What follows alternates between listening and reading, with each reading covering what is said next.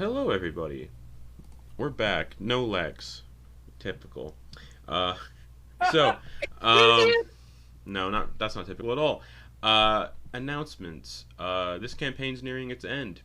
We're in the last arc, so Ooh. get ready. Character art's coming in for next campaign, and it's looking weird, nice and weird. People are looking nice. People are looking not nice, but in a fun way. You know. So stay tuned for that fucking group. Cause I was showing off some of the art to my coworkers, and the latest one that's in the works right now. No spoilers. I showed one of my coworkers that current in progress character, and he's like, "How the fuck is that character?" There was just a whole spiel on how that character is gonna walk around towns and how that's gonna work. So it's gonna be fun. It's gonna be Yep. fun. So there's a little tease for everybody. Sam, do you have any announcements? We're still in the works. So we're about halfway through our learning Pathfinder one shots. We are getting better at learning Pathfinder. I'm very happy with it in general as a system. We're gonna have a great time once we learn how to play it. Yay. Kate, do you have anything? Hey, Hey. it's almost St. Patty's Day. Yeah, That's Friday. a horrible accent, and I apologize. That was rough. It was rough. But if you want to get some like cool gear for your friends for St. Patrick's Day or the upcoming holidays, summer's coming up. You can I do offer customized what's it called? Spring's got to Brittany, get help me here. out. Spring's got to get here first. Pro-shaped item. It's already spring down here, Justin. I don't know what you're talking about. Oh, I wish. You can get halter tops as commissions. You can get all kinds of cool summer gear. But know that bigger items will take longer for custom commissions. But check it out. I do all kinds of custom things. So if you're saying maybe your dice need a little more luck of the Irish, you could get a custom dice bag. Wow. Caleb, you're promoted to marketing manager. Listen, Nice. it is kind of my calling. Perfect. If you need puns, just give me a Promotion. list of things. At Kate Craft Studios, US. Did I do that right? Yeah. That's- Etsy.com/shop/KateCraftStudioUS, but you were close enough. We'll get there. I think it'd get you there. Yeah, The internet, You'd get the there. internet You'd would get guide there. you. Yeah. You won't It end up might in. lead you to 3 different websites, but I'm you'll find also- it eventually. You won't end up. I'm in also one. incredibly professional when I. Oh when yeah, I do. we all are. No. All right. So I think, without further ado, Or don't. further ado, gotta find the right document here. That So- got me. Got me good. Got you good. Just like Ricky's lemongrass cake. So, Oh my god. when we last left off, title of last week's episode, by the way. When we last left off, the second group continued their trek through the dungeon beneath a tavern known as the Descent. Most of their trek was stuck on a small raft in the middle of a seemingly endless dark underground lake for about 14 hours on that raft total, not counting sleep time. Not long into the trip, a Neophalid attacked the raft and was put down by a combo kill by both Dax and Yeveck, upon which Dax's +1 dagger sunk beneath the water. And I believe Noose jumped in to try to get some parts from it, but oh well. The group sailed a bit longer aboard this raft, decided to anchor the raft and set up Ogden's tiny hut so they could get a night of sleep.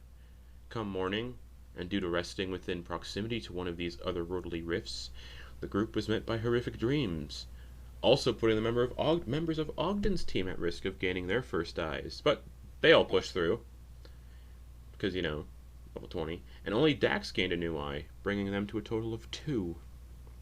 But dark vision, bitches. And where is the eye for everybody else?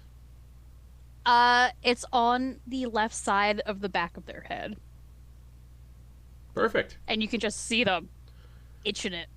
You can just see an eyeball looking at you from the back of their head. Eventually, the trip aboard the raft ended after 14 hours, and culminated. I believe it culminated in it. Oh no, there was a hero's feast in there somewhere. including Ricky's awful description of a staple snack in Argent of lemongrass cake covered in nut slurry. I think it was like a 15-minute just tangent about this snack, and it was pretty great. I think it was. It was pretty, yeah. It was hilarious. Substantial. It was like the snack itself. It was rough. The group disembarked from the raft, and Kenna, Dax, and Ricky felt the ping from the rift directly below.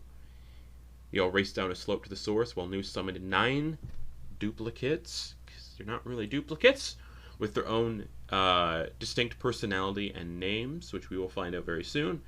And you all entered another large chamber filled with stalagmites and stalactites, with strange mushrooms growing from every surface within 20 feet of the rift.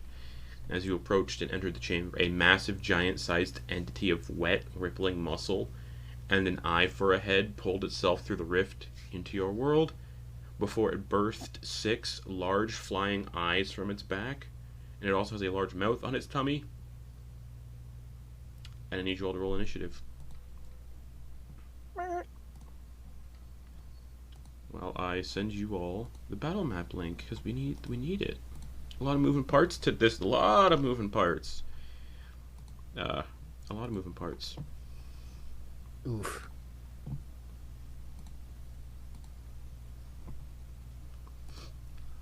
I don't think anyone's going to roll worse than the duplicates, so it's fine. They all share initiative as well, which is hilarious. Yeah, so far no one's rolled worse than the duplicates, so it's great. Yeah. Did anyone roll higher than 20? I did. Oh yeah, I was gonna say. Ricky did. I was like, because I was thinking in my head there's a move I was planning or not planning, but I was like, I could do this, but I don't want to put anyone in harm's way. And I was like, if I roll really high, it'd be good. And then I was like, oh yeah, Ricky's on the team. He'll always. So note of reference for people looking at the battle map: the rocky outcrops you see on the ground, those are stalagmites. But because I didn't layer the map, because stalagmites ground can be used for cover for people who need cover. Even if you don't want cover, you got it. And yeah, you got 10 nooses total, just hanging out, chittering away, doing whatever they do. It's fun. They do not all speak with the same voice either, so that's also exciting. They can also play a pickup game of basketball. One's got like a really deep southern voice, like, "Way, how's it going? Yep, it's me, Bruce." But they're all very visually the same. There's no distinctions, and they only live for an hour. Ken, what'd you get for initiative? 12. Yay! I All right. rolled above a 10 for once. So as you all run down here, Noose is like focusing on the thing, and then Noose pulled themselves open, and they all like ran out. You all get into this chamber, and this thing pulls itself out of the rift as it bends over, and these 6 eyes birth out of its back hole. Gross. And Ricky, you're up immediately. Ah! Okay. All right. Okay. Okay. Ricky is going to. What's the radius on that? Real quick. 10 feet. Okay. So I'm there. 1, 2. Okay. Yeah, let's do that. 1, 2, 3, 4, 5. And then 6, Ogden's on 7. deck. All right. 1, 2, 3, 4, 5, 6, 7, 8, 9. I need you to roll for Mr. Fluffles because I forgot Mr. Fluffles. Oh yeah. He has because he's back now. Yeah, he's back. Right. Yeah. 15 plus his dexterity is +2, so 17. His dexterity got reduced because of the door. Yeah, that is reduced. All right, cool. So his I totally just blanked. What'd he get? 17. Okay. 2, 3, 4, 5, 6, 7, 8, 9. 1, 2, 3, 4. And he stays in Ricky's clothes. 9. Okay. Here's what Ricky's gonna do. He's gonna move to there. So underneath all these like floating eyes. Yep. And then he's gonna pop out the arms. So Okay. everything within 10 feet of him needs to make a dexterity saving throw. Alrighty. Void Tyrant. Let's go. Dexterity 16. DC's 18. Okay, so he fails. Big guy fails. And then eyes A, B, and C.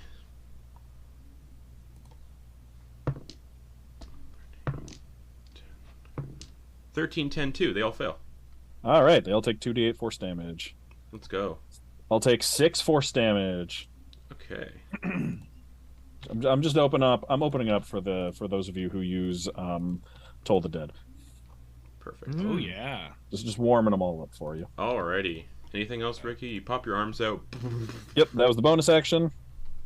Now I'm between a... Yeah, so from the back, now with the angle you're on, you can see trailing out the back of the eye on this thing's body, like the giant creature trailing out the back of the eyeball, which is technically its head, are these like long tendrils that should be hair, but they're optic nerves. Horrifying.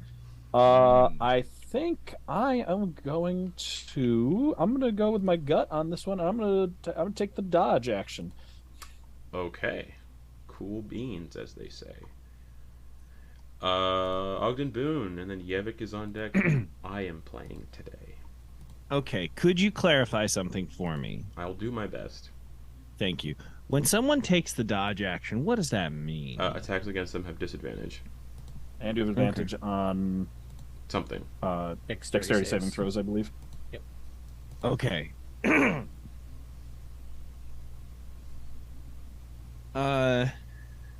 Actually, you know what? Sorry, before your turn happens. Oh, please. Seeing this super fast monk run towards it, it's going to use a legendary action. And Ricky, you can start to feel your body lift up off the ground. I need you to make a strength saving throw. Oh boy. Okay. I'm clicking on wisdom, but it is the same as my strength when my arms are out. Which is hot. Spending a key point to reroll that. Go for it. That was a 2 on the die. Wow, a 3, so much better. 13. Okay. Totally worth that key point. Thanks, Dean. As a legendary action, not casting a spell, it has an innate telekinetic ability similar to the feat, and it's going to throw you 60 feet. Ah!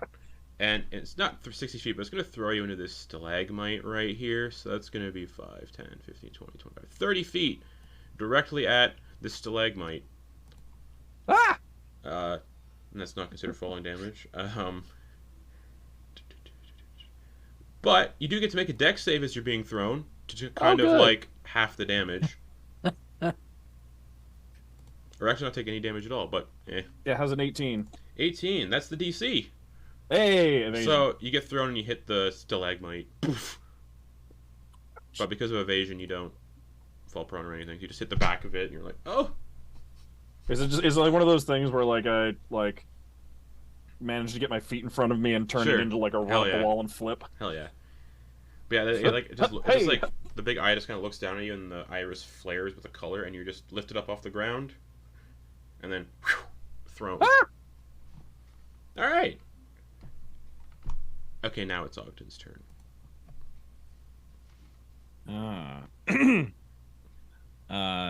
Looks like it's cloudy with a chance of meteors. Ogden Boon is gonna cast. You're demoted from marketing manager. I deserve that. I was gonna say cloudy with a chance of eyeballs, and it's going. Yeah, basically. So yeah, I'm gonna cast Meteor Storm. So close. Ninth level spell. Meteor Swarm. That's the one.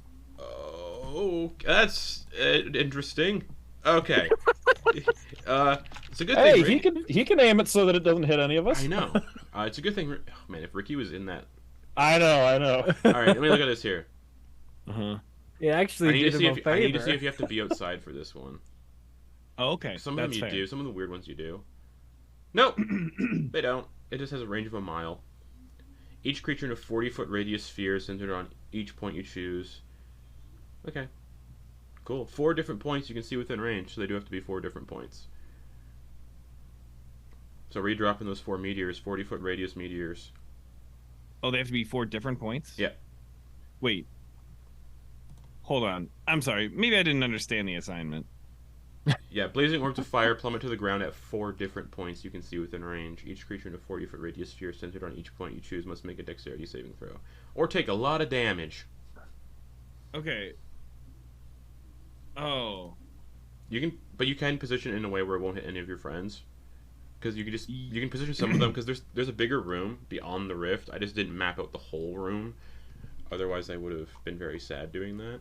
Yeah. But you can drop 4 meteors and not hurt your friends. Yeah, but I can't drop them in the same... No, you can't do all 4 on the same target, no. This seems like a waste of a cast. I apologize. I misunderstood the assignment. They still do a ton of damage each. Yes, it's still 20 d6. 40 d6 total. That can hit... And it's a 40-foot radius, so you can still, like... Yeah. Well, I mean, just 1/1 would get all of them. Yeah.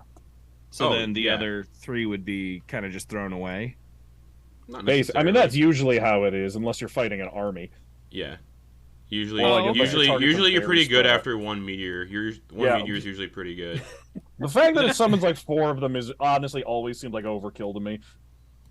Yeah, I think... Okay, well then I'll probably just take 3 of them and just... Off to the side. Yeah, perfect. They're like, yeah. Okay. Yeah, I guess, because I mean, if I can't crush them more than once, then yeah. So then 1 meatball. Yeah, a creature in the area Drop them behind you. Yeah, a creature in the area of more than 1 fiery burst is affected only once. So they're only affected by 1 total meteor. Similar to Yeah. Noose's like holy strike or whatever. So is that what you're it doing? is, You're just it's calling like a big 4 meteors out of the sky, just... Yeah. Oh, fuck yeah, let's go. Wow. All right, so then is it 20th level. bludgeoning or fire? it's both. Oh. So you roll 20d6 bludgeoning and 20d6 fire, so it's 40d6 total. I'll do their saves, and then I'll ask you to roll fire first, and then bludgeoning, because there's a lot of dice here, so we'll get to it. Absolutely. Your DC is 21. Yep. Thankfully, the big guy has magic resistance, so he has advantage on his save, but it's still half damage if he succeeds. Yeah. And it's Dex, and he's not good at it. Oh wait, did he roll yet? yeah, but we're on the internet, so there's time delays and stuff. What's up? Oh no, I think it seems like he rolled a 4. Like Okay, so he fails. thought going that way. And he doesn't have legendary resistance either, so... Because, for reasons, whoever thought to protect this rift thought they didn't need a legendary creature. So... and then all the eyeballs. Going differently. So then all the eyeballs.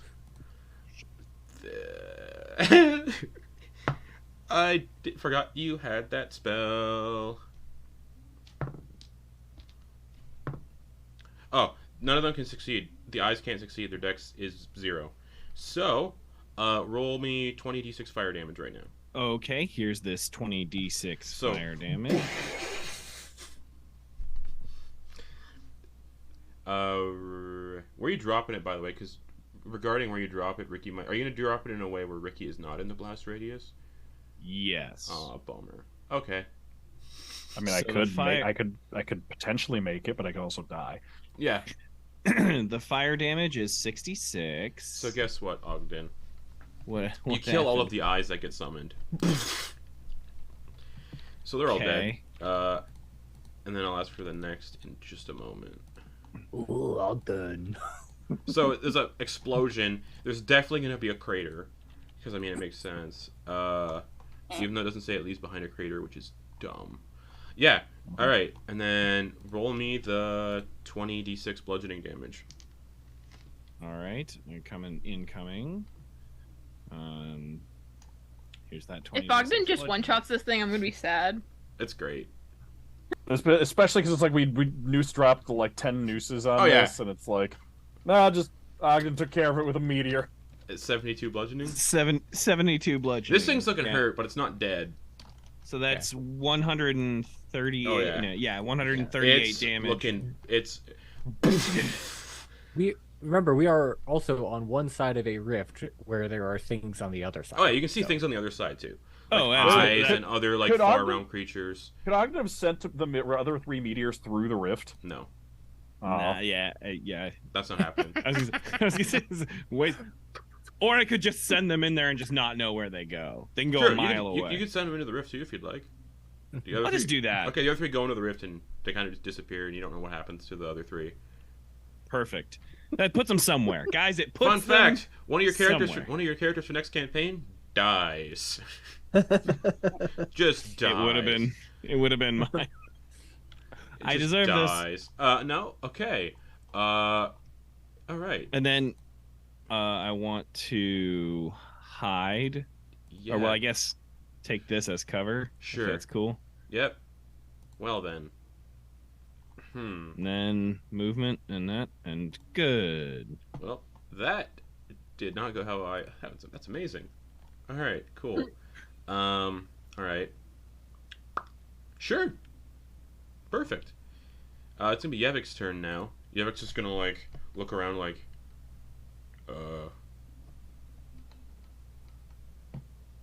Just there's a smoldering crater in the center of the room. It's still burning because it's only been like a couple seconds, so the damage hasn't fully cleared away. He's just gonna be like, we're gonna say, because you can't really tell if it's dead or not because the effects are still happening of the meteor swarm, and I don't really know what to do with Yeveck in this instance. So thematically, we're just gonna have him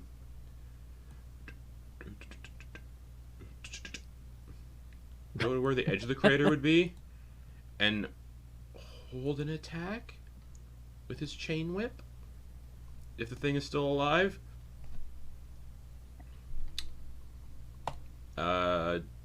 Dax.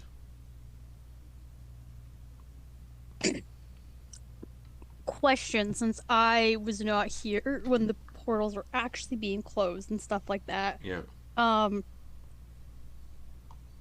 Does everything need to be dealt with before we can close rifts, or No. did it seem okay? It's an insight check. It's an action to try to close it, though. Okay. You can see the rift, but because of the massive meteor that just came down and landed on that spot, the creatures aren't visible because of fire and smoke, but the rift is massive, so the rift is like poking up over the fire and smoke of the meteor explosion. But you have to be within 5 feet of a rift to close it. Okay. Cool beans. I am just trying to make sure I'm doing this in the level right 20 wizards are the direction. best. Just the best. I love wizards. Okay. I really do. I'm genuinely very happy because that was funny. It's wild. Meteor Swarm is my favorite 9th level spell. I didn't even know. This might be dumb, but we're gonna do it anyhow. Why not? I think believe you guys got this encounter handled after that Meteor Swarm. Yeah. Looking case. around at everybody. Dax, as a bonus action, is going to cast Far Step Sure. and is 60 feet to unoccupied space. So, can I be right there to do it, or do I have to be like directly in front of it there? No, you can be there. Okay. Do you have to be raging to do your far step though?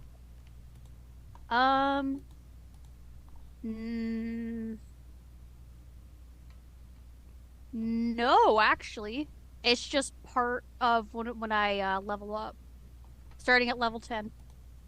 Okay. And I'm gonna use my big brain skills and try to close the rift. All right. So it's a big rift, so these big ones take 3 successful insight checks to close. On failures, we'll find out what happens. So as your action, give me an insight check. I should not have done this. No. And for closing rifts, you can add however many eyes you have to the insight check. Okay. And fighting creatures, and then fighting these creatures that guard the rifts, you take away how many eyes you have against saves of the creature's abilities. So, So like nat 1 for a 3 if I'm adding the 2 eyes. okay, I rolled a nat 1 plus Cool. 1 plus the 2 eyes. cool. So yeah, you focus on it, but there's a lot of smoke and fire in the air, and like weird burning, screaming, fleshy creatures, screaming. So it's kind of distracting. Kind of distracting. Yeah. You're gonna half this damage. More of a headache. You're halving this damage I give you, by the way, because you're resistant to psychic. Oh, thank fuck. So, you take instead of 27 psychic damage, 13? you take 13. Explosion. The explosion wouldn't be happening anymore.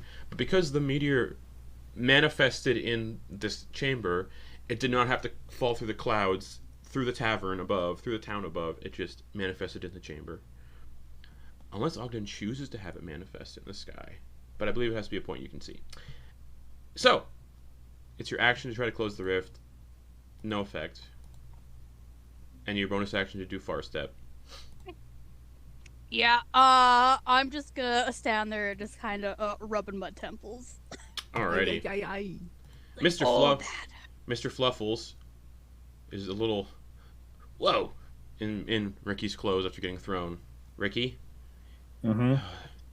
I think it's time. Time for what? I want to make you big. What? Oh wait, never mind. Do you want to be big? Sure, yeah. Do you want to be a giant ape? I guess. You'll lose your monk abilities if you're a giant ape. Okay. Do you want to be a giant ape though? Sure. 100%? Yeah. You positive?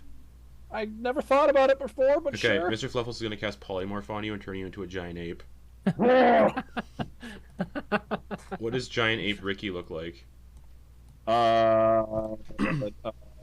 You ever seen Dragon Ball? Oh, of course. Hell yeah! Alright, so you're the Uzaru? Or whatever it's Is that what called. giant ape Saiyans are called? I think Uzaru, yeah. Okay. It stops being a thing before. I think. No, it's still a thing in the Z because Gohan turns it. Yeah, anyway. and then Vegeta does too for a bit. Oh, that's right, he does until Yajirobe is the one that cuts his tail off, I think. Yep, and then they bring him back in GT, which isn't canon anymore. Alright, Yeah. because to get to Super Saiyan 4, you have to be in Uzaru form. Alright. Mm-hmm. Anyways, what a solid anime. I love Dragon Ball. Alright, so, Ricky turns into a giant ape as Mr. Fluffles casts Polymorph on you. Yeah, although... 1 second. I think... Giant apes are actually huge sized. They are. Correct. Are they? Mm-hmm. Oh, so you're gonna be the same size as that thing. Oh! Oh, wow. So, through the commotion, you just hear, like, you can hear, like, muffled voices, like someone muffled speaking in Ricky's clothes, and Ricky, like, talking down to something in his clothes, and then... When I grow to huge size, is Mr. Fluffles on top of my head with two Yes. pawfuls of hair, Yes. piloting me like a Ratatouille Of Jaeger? course. Of course. 100%. Okay, so that's Mr. Fluffle's turn. Is there any bonus actions he can do? Hide as a bonus action. 15. Alright, cool. It doesn't matter. Alright, so the smoke begins to clear, and this thing begins pulling itself up out of the rift. It looks fucked up from the meteor strike. Yeveck was holding an action to make an attack, so Yeveck is going to do the chain whip from right there. Oh, it's still alive! For a 24 to hit. Holy fuck. Plus 13 to hit? Jeez. It's going to be 11 slashing damage with a whip. And then, does he get sneak attack? His sneak attack's weird. Is it with? I'm going to say no. Because, yeah, I'm just going to say no because there's no one within 5 feet and I don't want to juggle through everything. Alrighty. So, it's going to bring us to the Void Tyrant. Yeah, it pulls itself out of the rubble. Looks like absolute shit on round 1. It looks around for its children and it doesn't see them.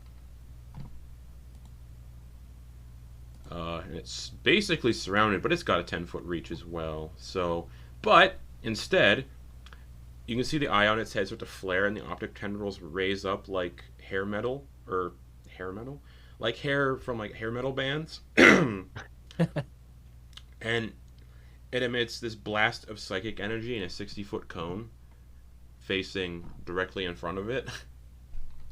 60-foot cone, we're gonna get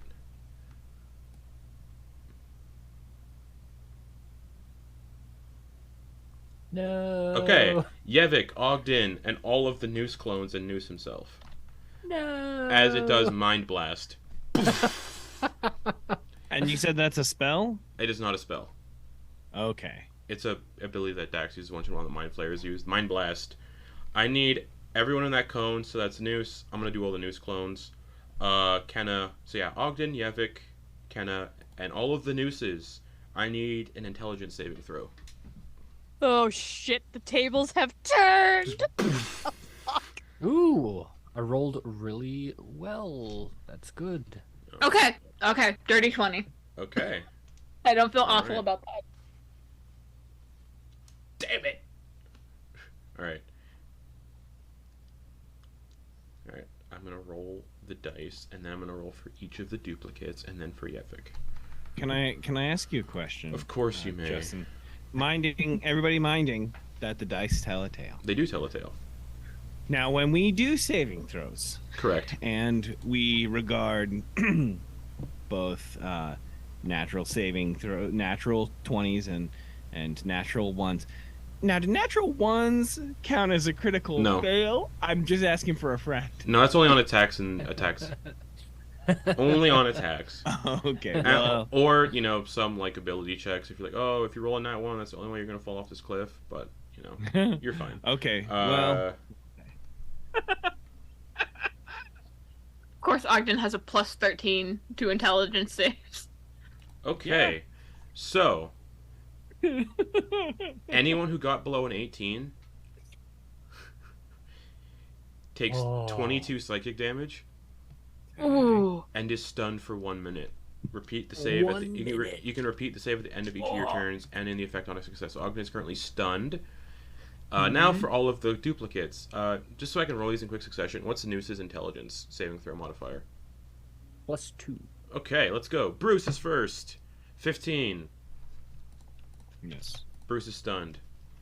Goose. Stunned. They each have 100 hit points. Stunned. Stunned. And you said it was a total of how many hit for 22. damage? 22 psychic. And halved on a success? Nope. None on a success. Okay. Oh, okay. Alright. None for Moose. He's fine. 22 psychic damage.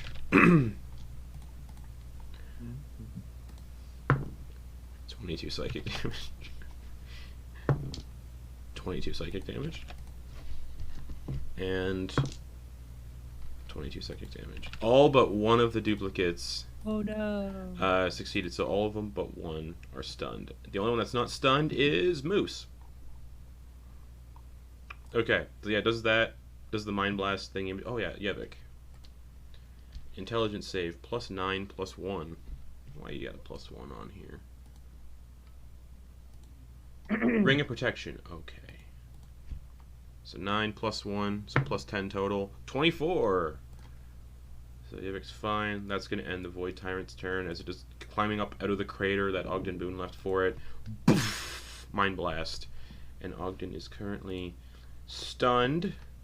And that mind blast does go through the stalag. Oh yeah, it's a cone. It's a psychic energy cone, so... Awesome. Thank you. Yeah. If it was like a fire thing, then it wouldn't. Yeah. No, this makes absolute sense. I think mind things probably wrap around things. Yeah. Or even go So, through. stunned. And I said Moose is the only one of the duplicates who is not stunned. So just so I can keep track, because there is like 90 of them. I keep making these stupid things. Alrighty.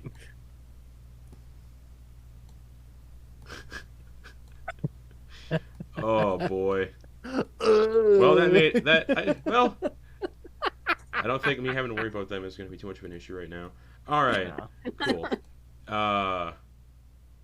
Yeah, it pulled stuff out of the rift, bringing us to Kenna. Sweet. That's the wrong tool. They're all just like, I'm go- "Bleh." 15, 20, 25. I'm going to sprint over here. Moose makes no, he doesn't. Attack of opportunity from Moose. No, I'm kidding. dare Actually, oh no, yeah, sorry, go ahead. And I'm gonna cast Sunbeam on this thing. On the Void Tyrant. On the Void Sunbeam. Tyrant. Yeah. Okay, go for it. Cast me some Sunbeam. I need you to make a DC 19 con save. I don't want to, though. That's the thing. Well, you need to. I'm sorry. No. So, That's new the DM rule. rules. New DM rule. If I don't want to do something, I'm just not going to do it, and I win. So, 5 foot Okay. wide, 60 foot long line. So, it's a 60 Yep. foot long line. I Okay. would have gotten 3 enemies if That's a Ogden bummer. do That's something. a bummer. Alright, so Constitution saving throw on a failed save, the creature is blinded and takes 68 radiant damage. Alright, cool. Okay. Oh, did anybody have eyes in that cone? Already had No, enough. that was all the Yeah, level 20s. Kenna was in the cone. If you Oh. if you take I rolled a dirty 20, so a -1 would have been a 19. Okay, you're fine. I think I only have. Yeah, you're fine. You have 1. I think I only have 2. Alright, so Or con one. save plus 10 with advantage because of magic resistance. Oh fuck! Come on, come on. 23. Damn it! Well, he only takes half of. Yep. The damage. And he's weirdly, it not looks like blinded. he's immune to the blinded condition. Wow, man. That big eyeball. Weird. It is weird. All right. That is And it's con 25 and you can create is 12. 12, and you can create a new line of radiance as your action on any turn until the spell ends. So you can keep doing pew pew pew pew. Yeah. All right. And that's it's 12. You 12 said? radiant damage. Cool. End of your turn. Didn't really like that too much. Oh. I figured. So I need you to make a strength saving throw. As just like Ricky, you can feel yourself being lifted off the ground. I'm not good at strength saves. Where's where's Quoin when I need him? Coins on another continent. Yeah. 14 Getting minus 1. getting an airship as a gift. 13 total. 13 total. You're gonna be thrown at the stunned Ogden Boon. Ooh, sorry, bud. So, I need you to make a dex save, Kenna, as you get thrown towards Ogden. Stunned, I believe you're also incapacitated when you're stunned, so I believe that might be an automatic fail for Ogden's dex save. 15 on the dex save for me. Ooh, that's a fail. Oh fuck, where were you? Automatically fails strength and dexterity save. Thank you. So Ogden does fail. Okay. Where was Kenna again? I already forgot. You were like, I was right here. I was right in front of this little thing. cool. Okay. So right there. So 5, 10, 15, 20, 25, 30. Roughly 20 feet. Oh, and because you're vulnerable to bludgeoning damage, you're taking double of this. Yeah, I am. So Ogden, you take the same bludgeoning damage as Kenna gets thrown into you, but you're stunned. So Ogden, you take 14 bludgeoning damage. And 28 for Kenna. Kenna takes 28 bludgeoning damage. And I need you to make a concentration check on Sunbeam. DC 14. I have advantage on these. You do. So, Okay. con save DC 14. That is an 18. Sunbeam is still up. Cool. Alright, yeah, so you get thrown at Ogden. That's fun. That was fun for me. Alright. Bringing us, skipping all of the eyeballs that got killed. Noose. Alright. Loose. Can I see anything potentially coming through the portal, or does it look like we're nearing the end of this? It's hard to tell. There's a lot of things behind the Okay. portal, but nothing looks like it's coming through quite yet. There's like a bit of a haze, just Yeah. silhouettes and You just stuff. see, it's just mostly Okay. just eyeballs behind the rift that you see just staring ahead. Ah, And then in the distance, the 3 meteors just like still going. cool. Gosh. You can see all of your friends are stunned except for Moose, who's like, Yeah. "Oh crikey! Well, They underestimate our power. oh, do you know what that means? They all have the same items as you two, including the fucking cloak, so they could just make more duplicates of themselves." So Noose is gonna do he's gonna use his channel divinity. Yeah. to do invoke duplicity and create So 4 this- more versions of shadow versions of himself. Yep. Yeah. Well, he's gonna. Yeah, he'll move 5, 10, 15. He doesn't want to group up with everyone. He wants to try and find a spot where he can like just branch out here. Okay. So 4 more That appear. that isn't big enough to be hidden behind, is it? But if I go here, Yeah. I can tell that his intellect blasts like pass through terrain, correct? You will have So to I be just on a little gotta tiny square though, but you'll still be behind Yeah. it no matter what square you're on. Oh, yeah. Yeah, I was right. Where was I? I was right here. You were Yeah. right where this guy is. Yeah. Yeah. Okay. So, yeah. 5, 10, 15, 20, 25, 30. Yeah, just spreading out a little bit more. Okay, and then the duplicates are where they are. Yeah. And then for my bonus action, anybody need a little pick me up?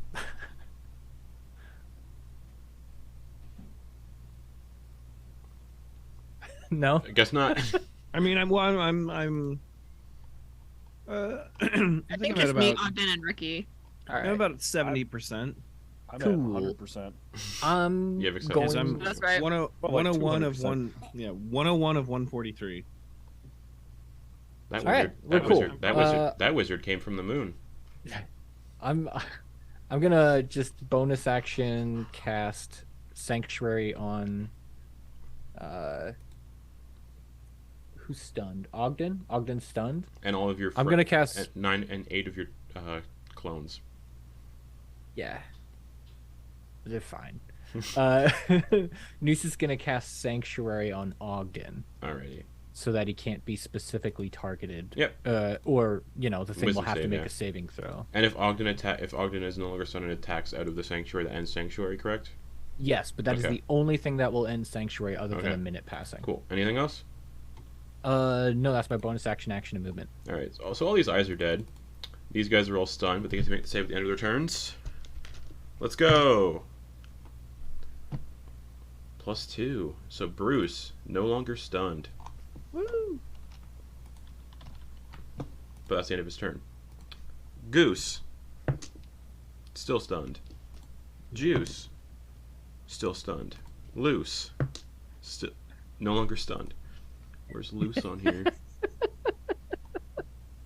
Oh, there's 2 spruces. Well, this one's gonna be Loose.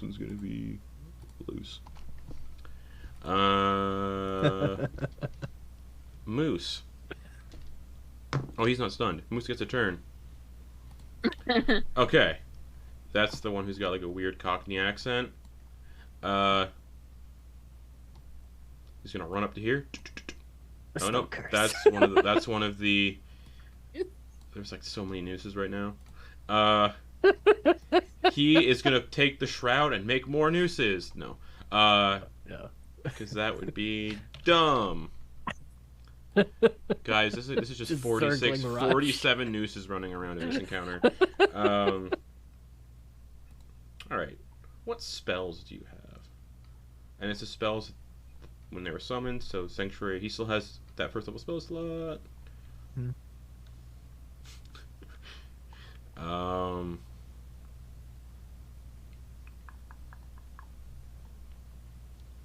Cast Banishment on Ogden.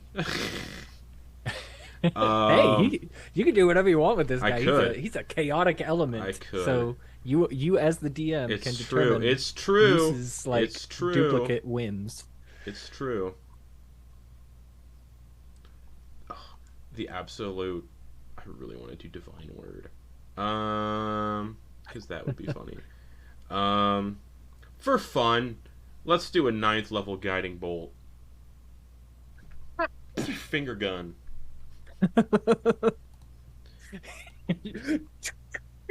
His cock's 21 to hit. 12d6 radiant damage. All right. 45 radiant damage. Alright, that one's got advantage. Attacks. That's how that one talks. That's jarring.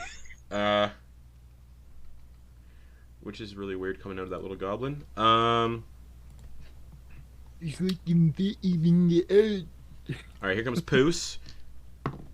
Still stunned. Puce. Natural one, still stunned. Roos. Come on, Bruce. Still stunned for Roos. And the actual Spruce is no longer stunned at the end of his turn. Yay. So this one is loose.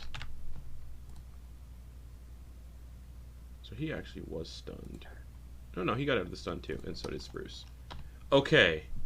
Bruce, Loose, and Spruce no longer stunned. Everyone else still is. Moose did a guiding bolt. Ricky, you are a giant ape with advantage on your first attack. Oh, how much damage did he do? 48 on a guiding bolt. 45 or 48. So just poof, and then hides behind the rock. And then, yeah, Ricky, your turn. This eyeball guy is currently glowing with a golden light because of that weird goblin's guiding bolt. Okay. Quick question. This stalactite behind me, for a giant ape, how easy would it be to bust off? Come on. Super easy.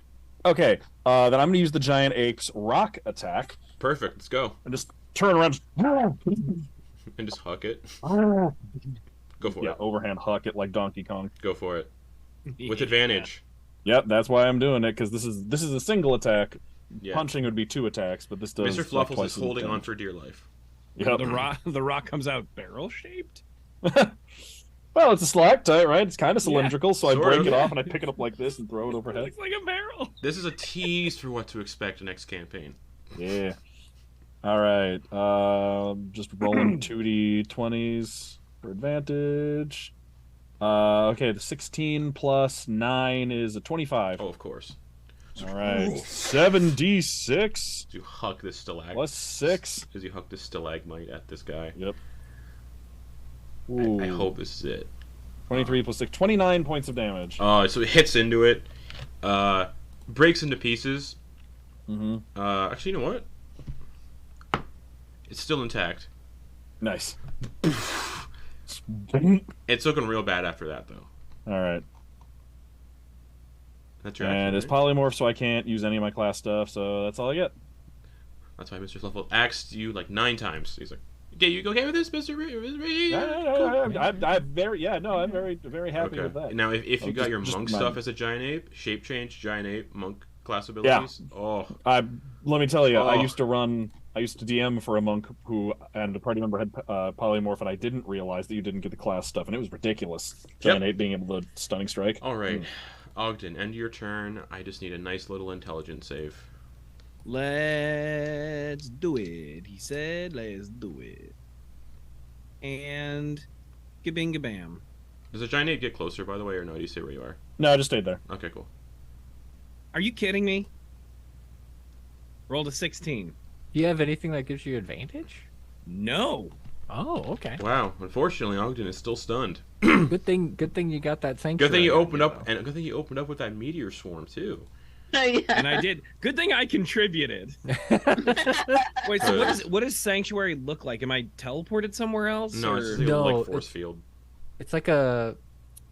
Like Well, there in the description, it's like a shimmering, like protective ward. Like you're in a hamster ball. Oh, I was gonna say it looks like I'm in a big invisible telephone booth and just still really daffy, just kind of bouncing off the sides like. Oh. No, no. There's like a little spectral like goblin hand that when anything comes at you, and it's just like. It just turns me around the other way. No, that would be hilarious. But Nice. in my mind, it like just deflects the things coming at you. So it's just like a little. You see a little hand like just barely whiz by and like swat things away. Yeah. Well, that ends my turn. All right. At the end of your turn, then this thing's gonna make a legendary action attack at Dax, seeing that Dax is trying to close the rift, and this thing's got a 10-foot reach because of its size.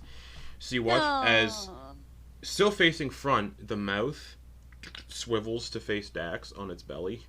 Just, Mm-hmm. and then it almost like it distends outwards, the mouth, on the tummy tum, and it's gonna make a bite attack on Dax. And you're not raging. No, I'm not raging. No. Huzzah! That is Huzzah! a 29 to hit. Yeah, that's gonna hit and that's gonna hurt just a little bit. As you run away. Alright. Mom wanted to say hi afterward. You take 17 piercing damage. Okay, I can. Oh, that's fine. That's okay. That's cool. That's cool. And I need you to make a strength saving throw. You do not have advantage because you're not raging. 20. You're not swallowed. Alright. Fuck yeah! It's going to bring us to Yeveck then, who is going to get much closer. No, because Yeveck can attack from a distance. Why would he get closer? He's got his Yeah. bonus action. that Bonus gives him action! Steady aim! Because this thing's almost dead, so why waste all the fun stuff? 8 plus 13. I think that'll hit. Which it does. For 13 slashing damage. And then we get the sneak attack.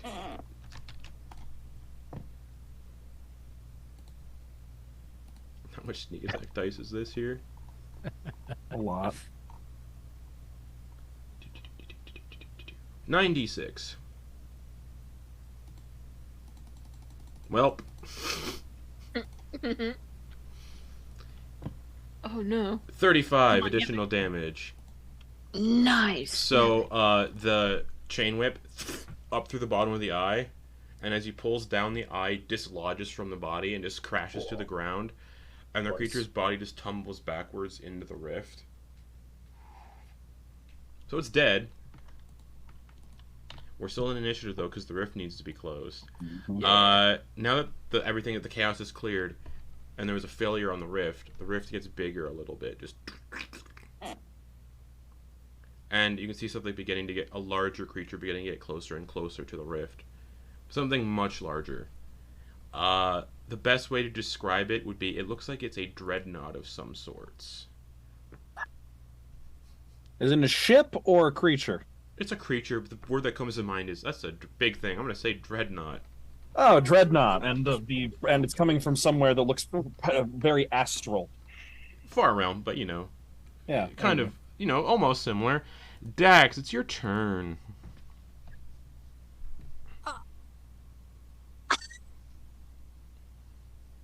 Oh, I don't want to. Okay, so every time. Also, there's- sorry, and also saying that the fight's over, because you can just do this at will. Mr. Fluffles is going to end polymorph. Okay. Just in case I someone felt needs so to, powerful. just in case. Every time there's a failure, the rift gets bigger. It just flavor wise looks like a little bigger. So this is more. So every time there's a fail, is there just more stuff going to be coming out? You don't know. You weren't there when the one. You weren't there when the one No, rift had a I failure and wasn't. something crawled out. So you'll find out. So would Dax think to keep trying? I don't know. Or would That's they be like, up "This to is you. dumb"? I don't know. Okay. I am not Dax. I'm right there. That's the only thing I can do. What's the worst that happens? I take Alright. more psychic damage. I'm already resistant. Insight check. DC 20. Yeah. That's the DC. Yeah. I should. The not more do eyes you this. have, the more bonuses you get on it. Wait! I have 2 eyes, so that does make 20. Cool. That's one successful check, so the rift gets a little smaller. You need 2 more. You need 2 more to successfully close it. All right. That's anything else. That's your action to close it. Yeah. That's what I'm going to do. Alrighty, Mr. Fluffles.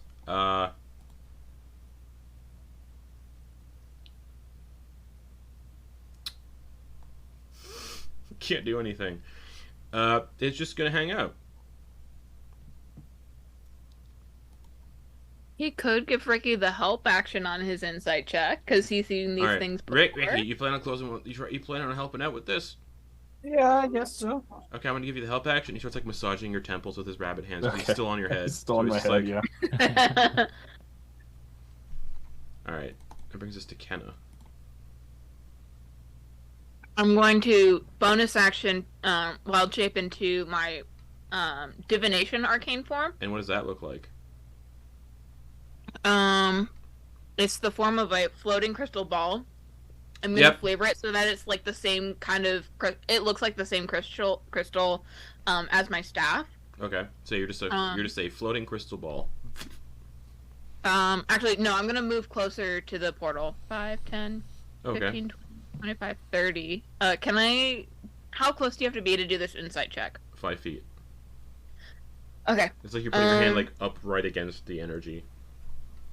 Yeah. Well, you're not okay. you don't have to touch it. You're just like focusing your mental energy to try to close it through the eyes that you have. Okay.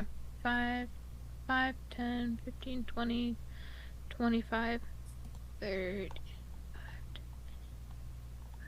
Okay. I'm actually gonna move. I'm gonna move around to there. Okay. Full movement. And then I'm gonna use my wild shape so that So I can help other people do these things because I can't get to the portal this round anyway. Okay, so you turn into a crystal ball. Yes, I'm turning into a green floating crystal ball. Perfect. What a weird wild shape. All right. That's gonna bring us to real news. News Prime. News Prime. Alright guys, do your eyeball thing, right? Come on. Is that it?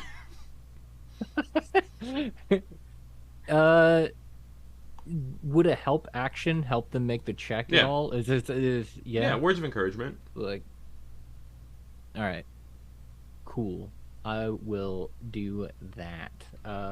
You can also help. guess You I'll can do also. it You could probably also for- do a help action to help Ogden snap out of the stun. I don't really know. Or I think you only help on ability checks. Never mind. Yeah, I'm gonna get a little bit closer. 5, 10, 15, 20, 25, 30. And I just want to be closer for when Ricky does an attempt Okay. to lock this thing up. Mr. Fluffles already gave him advantage on his help check, so you could. Oh, okay, never mind. The next after Ricky Sorry. would be Dax, if you want to help Dax from a distance. Yeah. I'll do that then. Okay. And that'll be my action. Okay. And my bonus action. Can I do multiple sanctuaries like on different people? I think I can, since it's not concentration. Most likely. As long as they're not attacking, it'll stay on them. Yeah, most likely. If it's not concentration, yeah. Yeah. Well, I won't do that regardless. I'm just gonna end my turn. Yeah. Right then. I think you can do it. Cool. My bonus action. I'm gonna move the illusions. I'm gonna spread them out. Okay. 30 feet. Sorry about that. 5, 10, 15, 20, 25. 5, 10, 15, 20, 25, 30. 5, 10, 15, 20, 25, 30. I already moved 130 feet, so Okay, cool. there's so many I'm just of them. spreading the duplicates out just in case, Alright. so that I have a network of things to cast All right. spells through. Bruce. Oh boy, Bruce, because there's still so many of these little guys. Bruce is gonna run up. See here, swarming Ogden. Ah, Swarming Ogden. All right. Well, I think this one looks good to eat.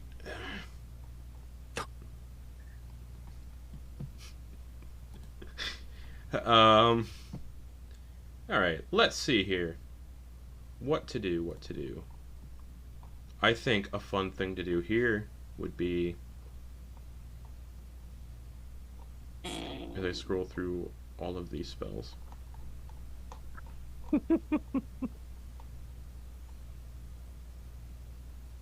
Oh, he's in a... Yeah, he can't affect him anyway. Oh, well. And I don't know. You guys are just going to just stay where they are, because I don't know if they can't really do anything. And it's going to bog down time. Ricky! I'll say for the purposes of this, though, they're all snapping out of their stun, though. Because they're rolling pretty good now. So they're actually, yeah, they're all just going to swarm around Ogden like a protective huddle. Nice. Ricky's gonna move right up here. And then roll insight. Oh, Ricky's actually not proficient in insight.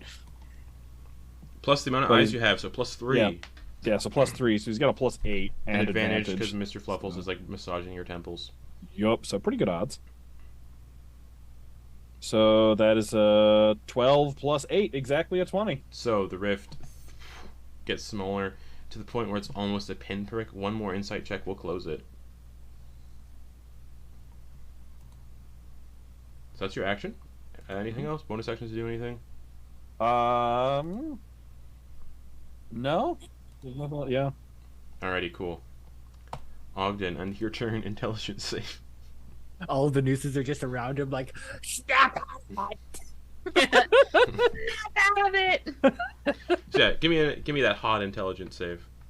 How many times can I roll less than 5? Let's see.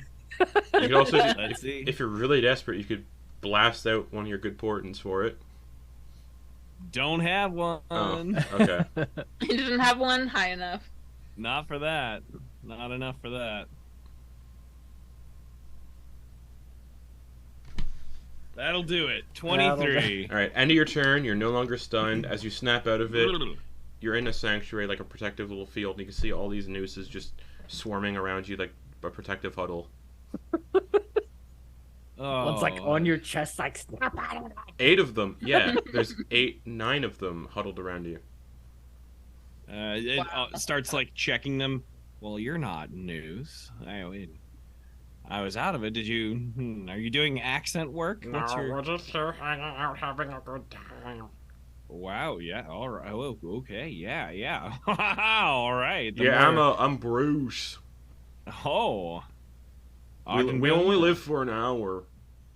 Man of leisure, seeker of treasure. Hello. Well, lovely to make your acquaintance. Do you want a snack? If you got some fruit slices, I wouldn't be mad about it. Some orange slices would be great.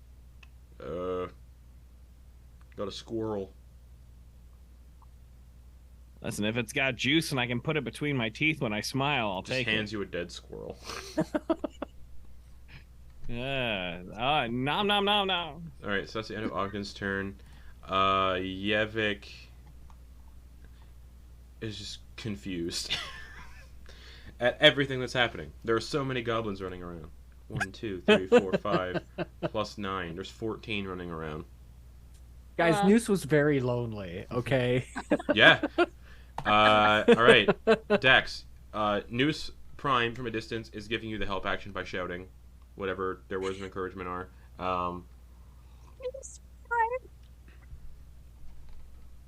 So. Okay. Yeah.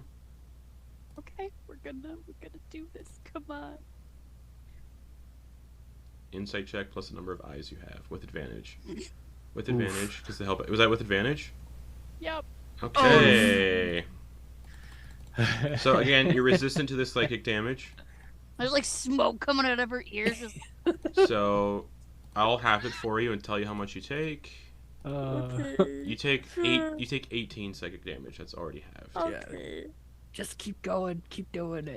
You can great. see the. You're doing great. You can see the big creature getting closer with every fail. But the rift's small enough. It shouldn't be able to fit through. Anything for bonus action? I don't see how raging would help. Okay.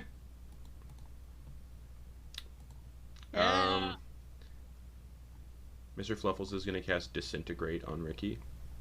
Yeah. No, he's going to help action rub your temples. Okay. Just continuing to do it. You got this, Ricky. Just close it. Please. Mm-hmm. I don't want to have to take over your body. What? What? Why is that even an option? What? I'm just kidding. Alright, Kenna, you're a crystal ball. Okay. Since everyone else already got the help action, I'm going to free action, drop my form. Okay. 5, 10, 15, 20, 25, 30. Alright, I'm going to get next to Ricky. And I'm gonna try to close this portal, I guess. Insight check. +1 because you have one eye. Mm-hmm. Mm-hmm. Mm-hmm. Mm-hmm. Mm-hmm. Mm-hmm. Mm-hmm. Mm-hmm. Mm-hmm. Mm-hmm. Mm-hmm. Well, how does 11 do? How does a what do? 11. Oh, that's a fail. You feel a surge of psychic pain in your head. Uh-huh. Mhm. Uh-huh. Mm-hmm. And you take Mhm. 28 psychic damage. Ow. And yeah, the big creature coming through the rift, not coming through the rift yet, but it's getting ever so closer. Cool. And then you can see that has a tail now, and the tail just spirals off into endlessness. Like its tail has an infinite length. Cool. I'm gonna just roll concentration. Oh right.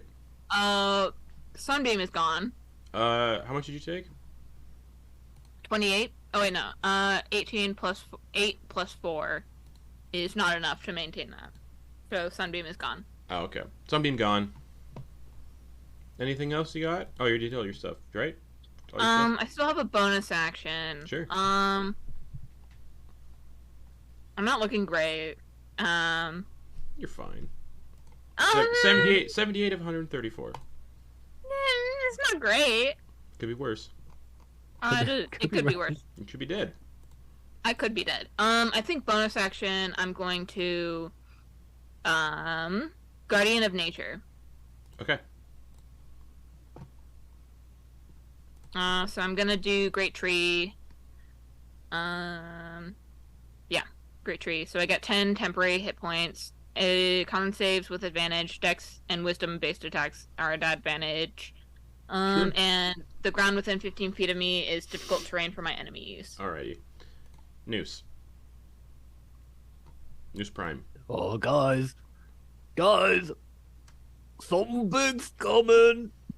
We're working on it. You can see all of your friends, not your friends, all of your alternate reality selves, we'll say, trying to give Ogden various weird looking snacks.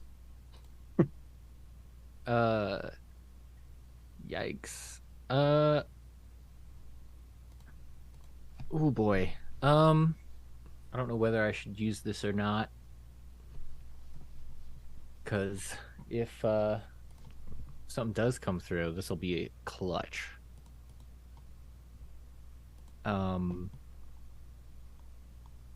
Yeah, fuck it. If it happens, it happens. If it doesn't, well, then it doesn't. I'm going to cast etherealness on myself. So you just go into the ethereal plane? Going ghost? The border ethereal, Yeah. yes. Okay. And boop. That's a fun one. Yep.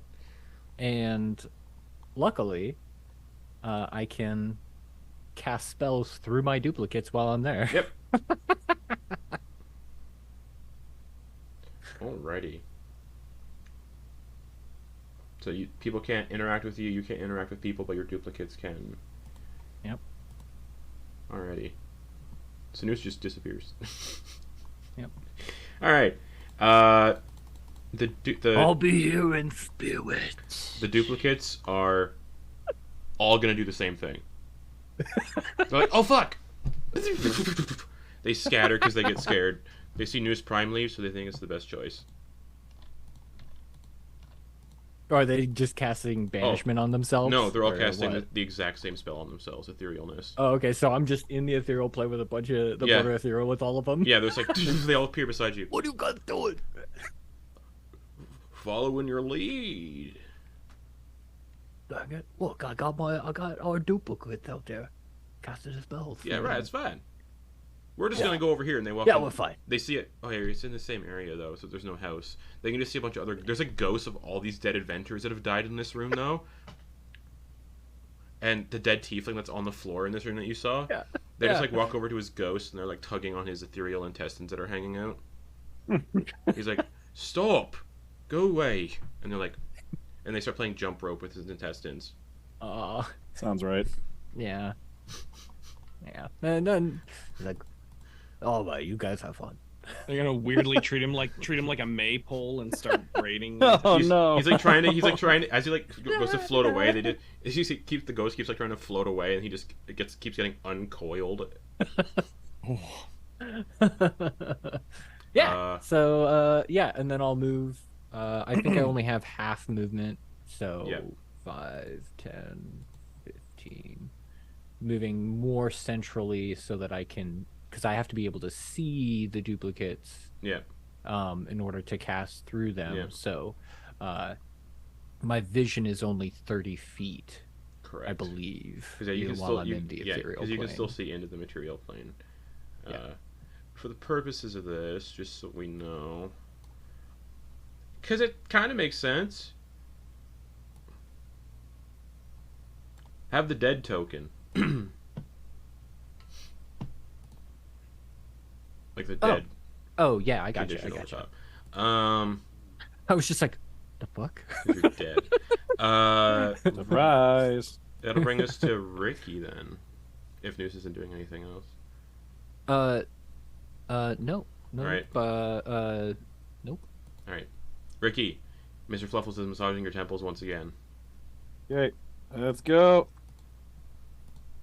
That is a 15 plus 8 for a 23. Cool. Excellent. So, this is where the fun begins, as they say. Oh dear. As Anakin Skywalker says. The energy surrounding the rift begins to swirl and constrict as if being pulled inward, and you see that massive creature slam into the other side, but does not get through because the rift is closed. The faint hum grows louder and louder until it reaches its apex, causing the rift to shrink and vanish entirely. The air around the once open rift shimmers and distorts as if the very fabric of space and time has been disrupted. The surroundings turn to their natural state. The mushrooms that were growing wither and die. I need Garrett, Caleb, and I'll roll for Lex. Roll me some d20s, please. Just straight d20s. Kate knows just what this is about. 1d20. Yep, just a d20. Okay. I'm not using my specific wizard dice. That's why I'm getting just butts on rolls. Just big old butts. So just a flat 20, nothing added to it. So that's a 7 for your boy Ogden Boon. A 7. Yeah, I'm gonna see what my wizard die would have done. We're gonna Sure. check it out. We're just gonna see. Okay, well that's infuriating Oh, bummer. because it was a 16. Okay. Oh. Wizard. Wizard! The dice giveth and the dice taketh. Alrighty. So D&D Beyond just takes what was the first one then? 7. It just takes. 7. One Takes, moment. takes. 7. Okay. We keep rolling anyway. All right. That's not terrible. 7's not terrible. And then Garrett, just a flat d20 for me, please. Yeah, 17. 17. Holy Yeah. shit. Cool. And this does affect me even though I'm on border ethereal. I didn't say it affects news. Oh, okay, cool.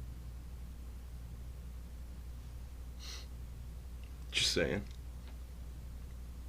Just asking for some fun little dice rolls. Chuckles, we're in danger. So, Kenna, as you close the rift, I didn't close it. It was Ricky. Ricky, what are you doing over there? I buffed it. I beefed it That's real right. hard. I forgot.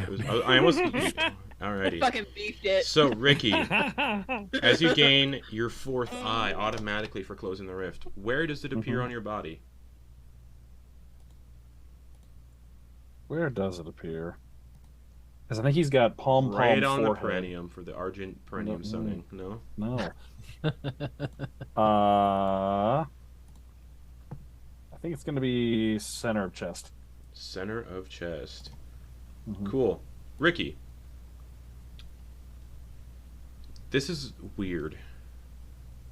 Because I gotta look up. Hold on one second while I look up something here. Oh, fuck. You saw Noose and his little friends disappear. But now, for some reason, as this new eye forms on your body, you can see Noose, but like wispy, like you're looking into the ethereal plane.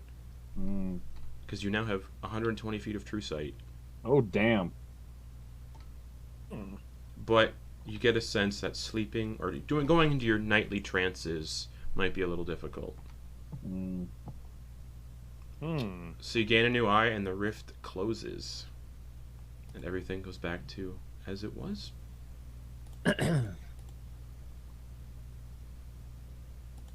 And Ricky has a new eyeball. 4 total. So you're all standing there, rift closed. Noose and the duplicates are missing for most at the moment. The duplicates would fade after a minute, but Yeah, this is kinda, those guys do, yeah. Yeah, I gotta look up the spell again to see The other guys last if I for can an end hour. Etherealness, I am not sure. because it lasts for 8 hours. I think it just is. Yeah.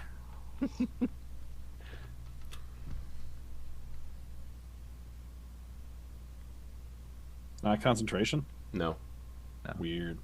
Yeah. It's just you're in the ethereal plane for 8 hours, yeah. I'll say you can end it because like there's like ethereal like spiders, like phase spiders can end it at will, right? So if you want to end it at will, like I'd allow that Okay. because that would Alright. suck just to be stuck All right. Yeah. pranking these ghosts. Oh, wait. I'm just using my it's- action. it's the second- I was running looking- to it's keep the- up. It's the second line of the spell. You remain in the border ethereal for the duration or until you use your action to dismiss the spell. Oh, okay. There Okay, it cool. is. So Thank you. Noose pops I back. skimmed it. Right Alright. over it. Does Noose come back then? Yeah. All right, your duplicate, the guys you summoned, I think they're having too much of a fun time playing jump rope. That's fine.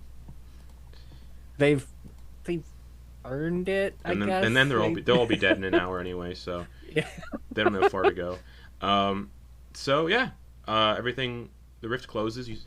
Ogden's crew sees one of these rifts close for the first time, and he watches an eye just opens up. Where did Ricky specify the new eye is? Center chest. Okay, so you don't see that then, but yeah, the rift closes, and Ricky, yeah, you feel the eye just open up center chest. Oh, dear. Ricky, you alright? Yeah, just, feeling a little 2/3 of the way to being a spider. I mean, what? Wait, Wait, no, what? 3/4. Oh. no, you're like halfway because spiders have 8 eyes. Yeah. And I have 6, technically, Oh yeah, because I Right. used to. forgot about the real eyes. Should we contact your friends with a spell and let them know we close this one, and then figure out which one we're tackling next? Yeah, we should. Because yes. you're big friends. I don't know why I called them big friends. Well, that's a big one over there. Again, you can tell I'm not really here. They said they're going to Felrinthus, the Ashen Wasteland continent. But also, we knew when they closed the rift because we got that like you guys got like a headache from when they closed it, so maybe they got the same thing. So maybe they know you already closed one. Mm-hmm. I mean, it wouldn't hurt to tell them where we're going once we figure that out. And I will go to our group note document and just change that rift is closed, unless someone has already done it.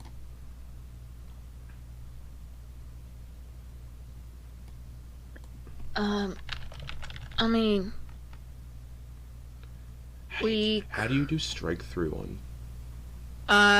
command. Oh, it's I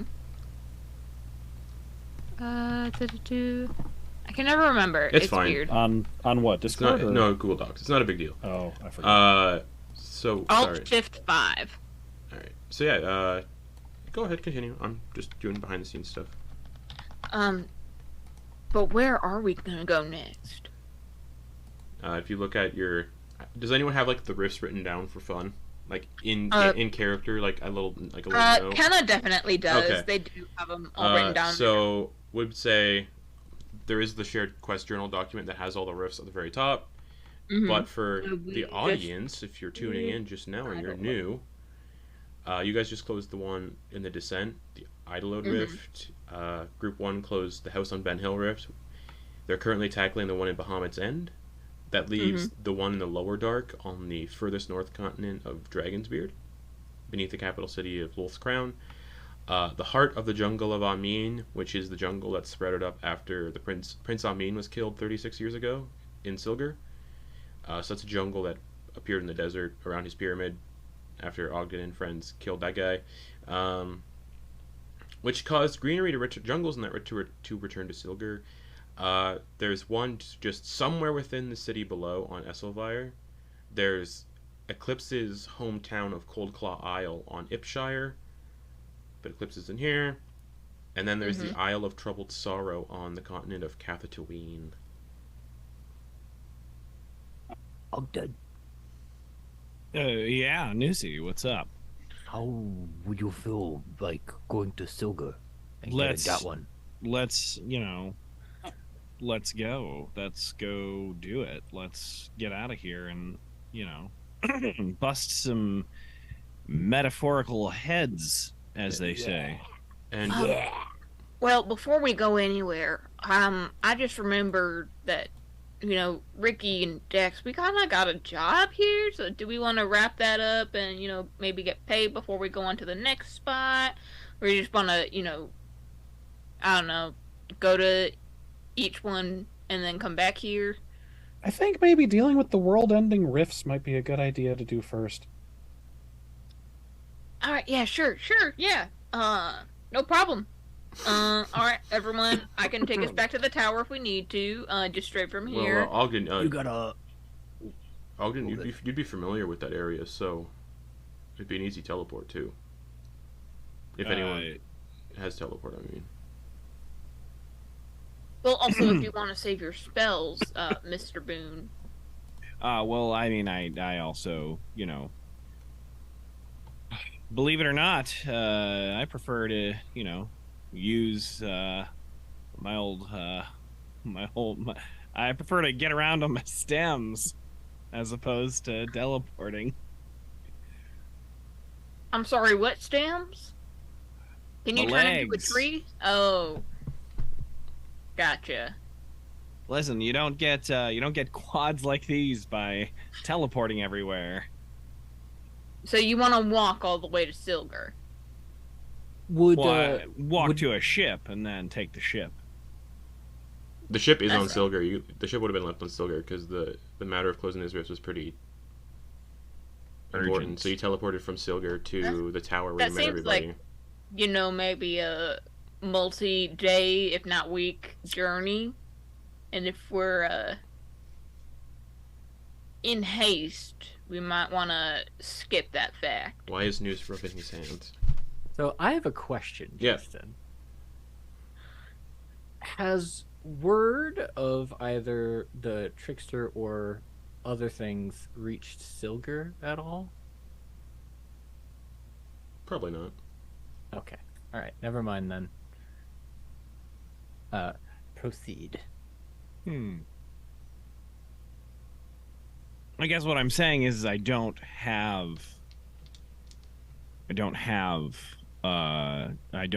know a teleport spell. Or at least I don't have one. I haven't copied one down into my book. Didn't Or I just today. teleport us places all over all the time last campaign? That was with the Let ship. me- The ship had a Oh. built-in Kinda teleporting once-a-day thing. teleport. I could have sworn Ogden, Ogden did didn't that. have any teleport spells. Yeah, Let it was me- a once-a-day I mean, teleport I- and a once-a-week plane shift on Yeah. the ship. Yeah. I'm gonna look through my spells, but I think I'm pretty sure I don't. Yes, teleportation circle, or was that Henry? That was Ven. It was a lot of sailing last campaign because it was a pirate. Yeah. That's true. It was a Yeah. nautical. Oh, I do have teleportation circle. Yeah. So the teleportation But circle I you don't- would know in Silgar is probably the one in your base of operations. Yeah. So I have that one, but I don't have it prepared for today. So, Mr. Boon, I could take us back to the tower with my staff here, and then the tower can get us within 20 miles of the jungle. Which I don't know how close your base is compared to the jungle, but way more than that. I assume because it's a city, it's probably more than 20 miles from the center of a jungle, but I don't know the geography of Silver. I mean, that's a very astute observation. You could meet my Kymel, Marion the sixth. It'd be probably. There were 5 other Marions? Yes. You know, it's a sort of a. Yeah, there were. I mean, when you have animals, pets, and you know, it's important. Oh, I guess in 36 years, 6 of them have died. Oh God, that's a lot. Yeah, that's a lot. Hold on. Yeah, we'll say Marion. We'll say your Kymels have only lived 6 years. We'll say Marion the third.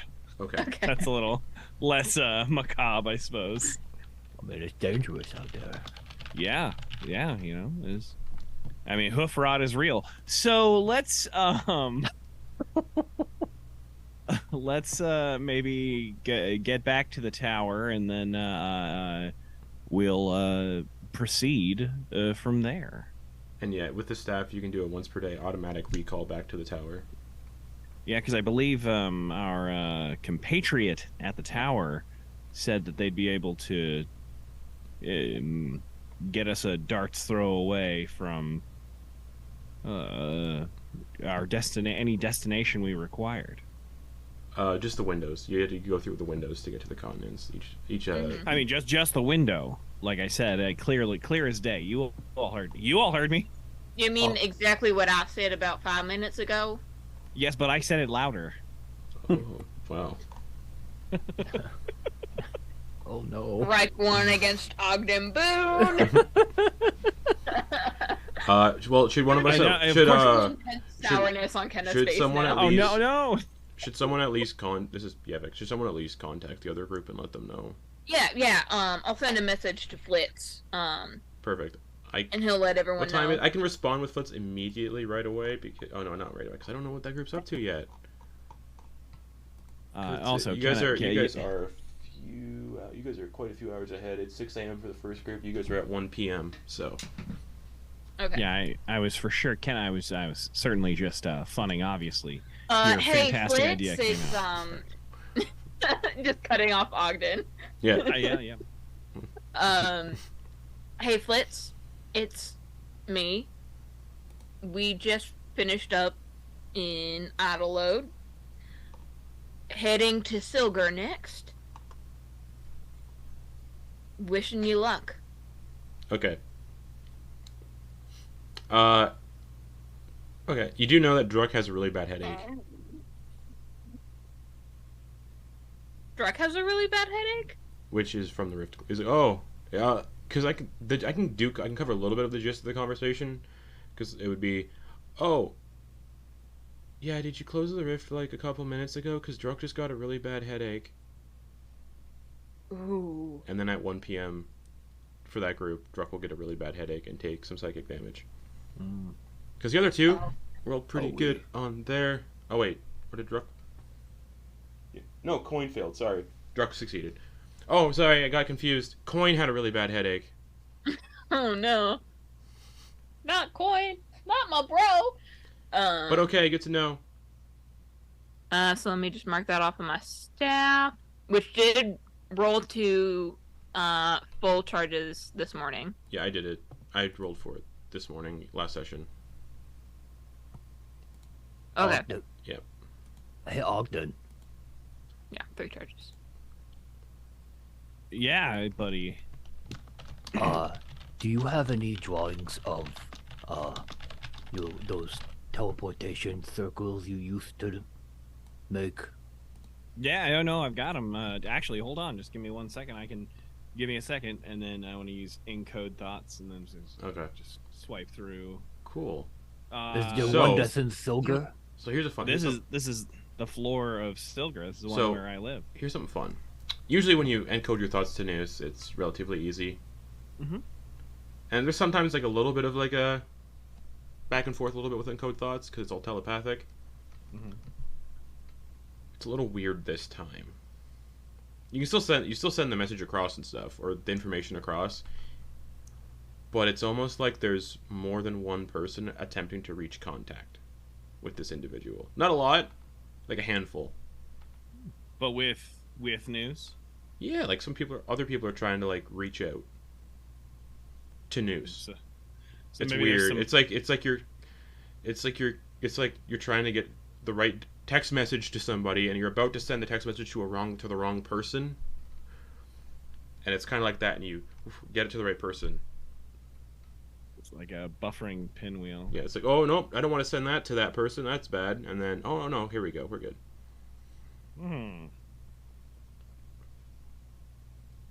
It's weird. It's kind of hard to get a hold of you, Noose. Is there a bunch of are you? Ooh, that's a pretty circle. Oh yeah, are you reaching out to anybody right now, bud? No. Okay. What? Something going on in Oh. my brain? Well, it's a little harder to get a hold of you this time. Had a little interference. So like, stick his finger in his ear and like, Okay. and you know how when you do that Yeah. with your ear, it makes like that little squeaky noise. Yeah. Do any like grubs fall out? No Aw. grubs, but probably a little bit of wax. Oh, perfect. Let's go. That's a good snack. Uh, Make candles with that. See, I can get us Shrek. all. I can get us all to that circle. Oh, really? Yeah. Wow. Okay. Yeah. How do we do? How would you do that? Everybody hold hands and then tries to fart just a little bit, and we're good. Can you Okay. can you get a toot out?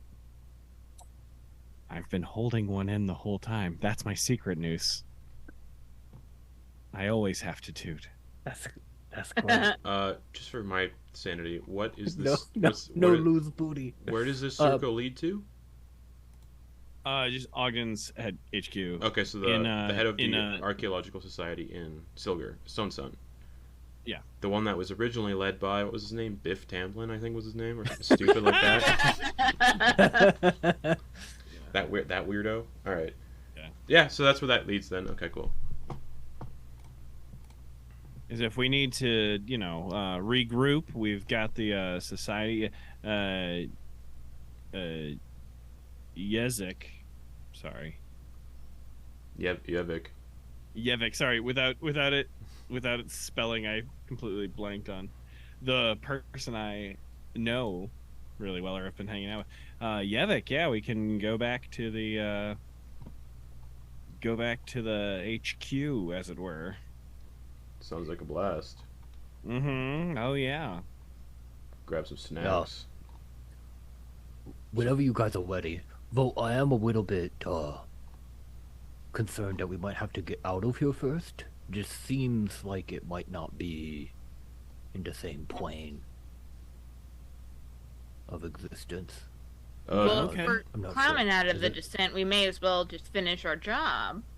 I don't know. What does it feel like? Does It it feel like doesn't feel we any might be in a different. different plane? No, doesn't Okay. feel like any different. Just And seems Kenna was able to lot send a of- message without issue. Okay, cool. All right. Yeah, whenever. Actually, any of Noose you will be able are- to sense what plane they're on. Yeah, you're still on the material plane. Yeah, whenever you guys are ready, I can get us there. Yeah. Ready when you are. Yeah, let's go.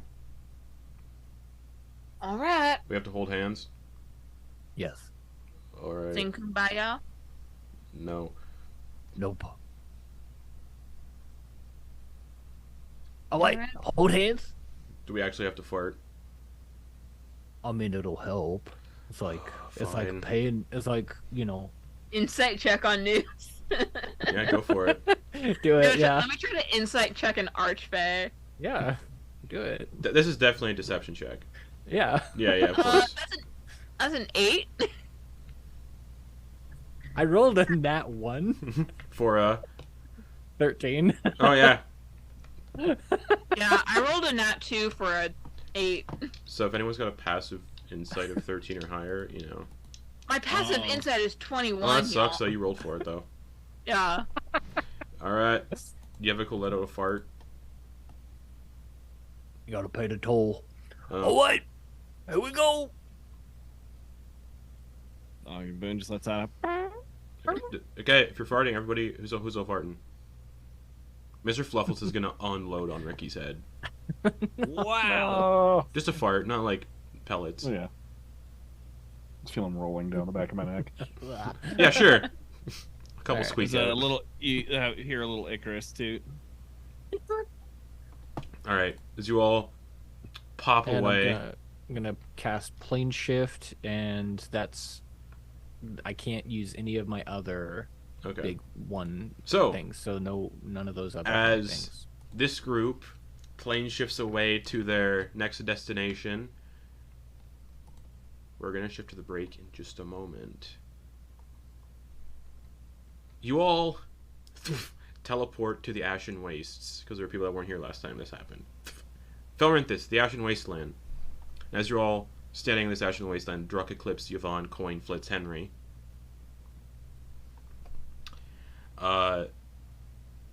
Before you all venture forward, Sigmund reaches into his... I'm just going to replay what happened the last time here, because it's been like a month. Sigmund reaches into his exquisite blue velvet jacket and produces an unassuming brown cloth bag. With a flourish, a signature Sigmund flourish, he reaches into the bag up to his shoulders and withdraws an object. It appears to be a small figurine of a sailing ship with feathered wings on the sides instead of sails. There are no sails on the top, but big bird wings on the side. Big white feathered wings on the sides. Simply toss the figurine on the ground, shout the command word, which is "Take to the sky." Say this, and the airship will materialize in front of you. Please make sure no one is in the space where it will appear. You don't want to clean up the mess. We Wardens used this ship during the War of Ascension. It is a Cathatoon airship, he explains, presenting the figurine to Quoin. It is yours now, Sir Quoin. We called it and this is the first time everyone's heard the title Sir Quoin. We called it the Cloud Cleaver when we sailed upon it. Best of luck to you, and to all of you, and Sir Quoin. I anticipate working with you more closely once this ordeal is over. I'll leave the surprises that the ship has to offer when you climb aboard. And with a smile and a popping noise, he disappears, leaving the 6 of the first group on the Ashen Wastes. And that's where we're going to go to break. Woo. Woo. So we'll see you all in 10 minutes! Gotta change my name.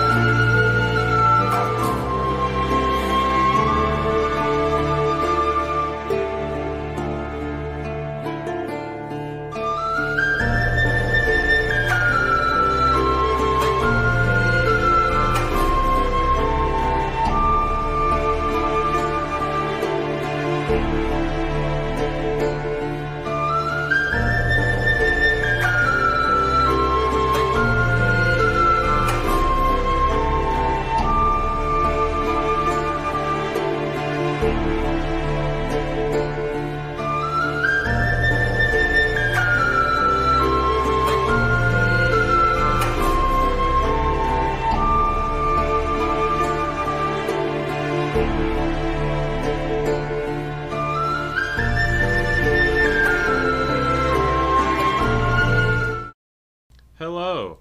The overlay has changed, which means the characters have changed. So, yep.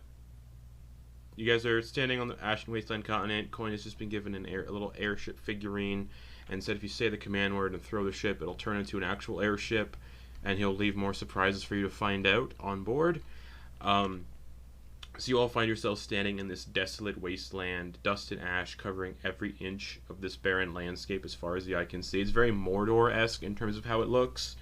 Mordor from, like, the movies, not the TV show. We're waking up to ash and dust. The ground is lifeless, and there's no sign of any living creatures or vegetation. That song's going to be stuck in my head now. The environment appears to be almost apocalyptic in nature, so very much like Mordor from, those excellent movies. The sky is shrouded in a thick haze of smoke and ash, the remnants of fires that have been burning for thousands of years. Far off in the distance, you can see a towering jagged peaks of Bahamut's End, a mountain range of legendary proportions, exactly 21 miles away. As you gaze upon the mountains, you notice that the central portion of the range has been devastated, as if long ago some colossal force crashed into it and just destroyed portions of it. And yeah, knowing that you can't teleport within 20 miles of one of these rifts, you've got quite the journey ahead. You've got your wolves packed in the... Oh, and before he leaves, because we forgot to do this, Sigmund also gives everybody those bike helmet-like things that Flitz commissioned. But yeah, so that's where you are, in an ashen wasteland, no visible sky because of all the clouds of ash and dust, and fuck. Get out of my head. And then Never. Sigmund gives Quoin this little airship figurine, and then he leaves.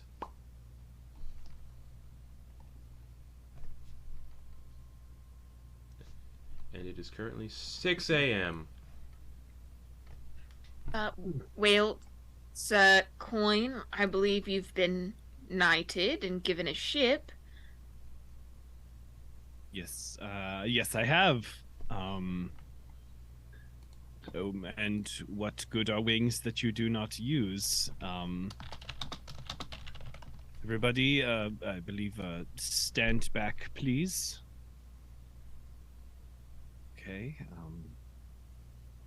Yvonne and Flitz will stand back. Kenna's gonna... Not Kenna. Kenna? Eclipse is gonna step back. And if no one, I'll walk forward a little bit. Okay. Just to... Oh, Garrett dropped out. Oh no! He'll Dropping come like back, flies. Sure. Yeah, that's And my then there were plan. four. That's my plan all along. Agatha Christie, no. Oh no! Take. It was to Sam! Sam did it! My favorite Oblivion. It's always been Sam. I've actually been secretly the DM. I'm actually Wouldn't that be? texting Justin Oh man, that'd be everything wild. to say this You're whole the only time. one who's been here as long as Justin, so... That is true. That is also true. We came up with this idea back when we were still streaming on YouTube. So, Yeah. And by Yes. streaming, I mean just releasing videos directly to YouTube. So what's Quoin doing? Take to the sky. The ship just explodes. No, it doesn't work. Oh no! What a liar, Sigmund! The figurine crashes onto the ground. And for a moment, it's like it doesn't work. Mm-mm. And then it quivers before exploding into a colossal airship. This behemoth of the skies, unlike any vessel you've ever seen, boasts a pair of colossal feathered wings that radiate an aura of power and grace from the sides. Its sleek, dark-stained oak body consists of 2 decks, both bristling with arcane cannons, emblazoned with mysterious symbols, and a massive net gun mounted astern that just shoots big fucking nets. At the front of the airship is a ferocious wooden statue of Aegis the Twin Dragon. Its mouth twisted in a fearsome snarl, warning off the imminent destruction that is to come aboard this ship. It's got a lot of cannons, y'all. And as you survey this immense vessel, it's floating about 20 feet off the ground. By the gods! It's been an eternity since anyone has summoned us. You hear a voice booming from above on the ship.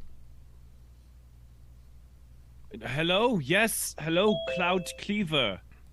Okay, so as you shout up at the voice that speaks from the airship that you have just summoned, that's to catch Druck up very quickly. You hear a voice shout down, yeah. By the gods! It's been an eternity since anyone summoned us. And as you glance upwards towards the voice responding, you see a 6-foot-tall canary dressed in an outrageously ostentatious pirate outfit. The garish ensemble includes a tricorn hat adorned with a carrot, akin to the feathered plumage of other pirates wear adorn their hat. This is just a carrot. Crew, gather round! And this canary that's shouting at you, revealing himself to be an Aarakocra, suddenly out of nowhere, 20 or so Aarakocra, resembling canaries of all shapes and sizes, donned in pirate regalia akin to the Lost Boys from Hook, the movie Hook, swarm to the railing of the upper deck and all eagerly peer down at the 6 of you. And the captain strikes a heroic pose, his feathered chest puffed out. Welcome aboard. Well, not yet aboard. Welcome, not yet aboard the Cloud Cleaver. I am Captain Crocus, renowned sailor of the Astral Sea, and a devout follower of the Twin Dragon. These are my crewmates, the Golden Feathers.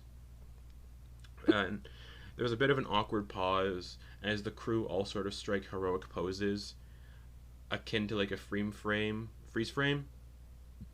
And like the Ginyu Force from Dragon Ball Z, they all like do like weird poses. And after a few seconds of awkwardness, he looks back down again. So which one of y'all summoned us? Just kind of want to know who our new boss is. That'll be him. Oh! Quoin motions his hand like saying, that is, me? Well, hell yeah. With a flourish of his wings, him and the crew bow deeply towards you, beckoning you to climb aboard the ship as a large ramp descends to the ground level. Because the ship is currently 20 feet in the air. So a ramp descends that you can walk on up.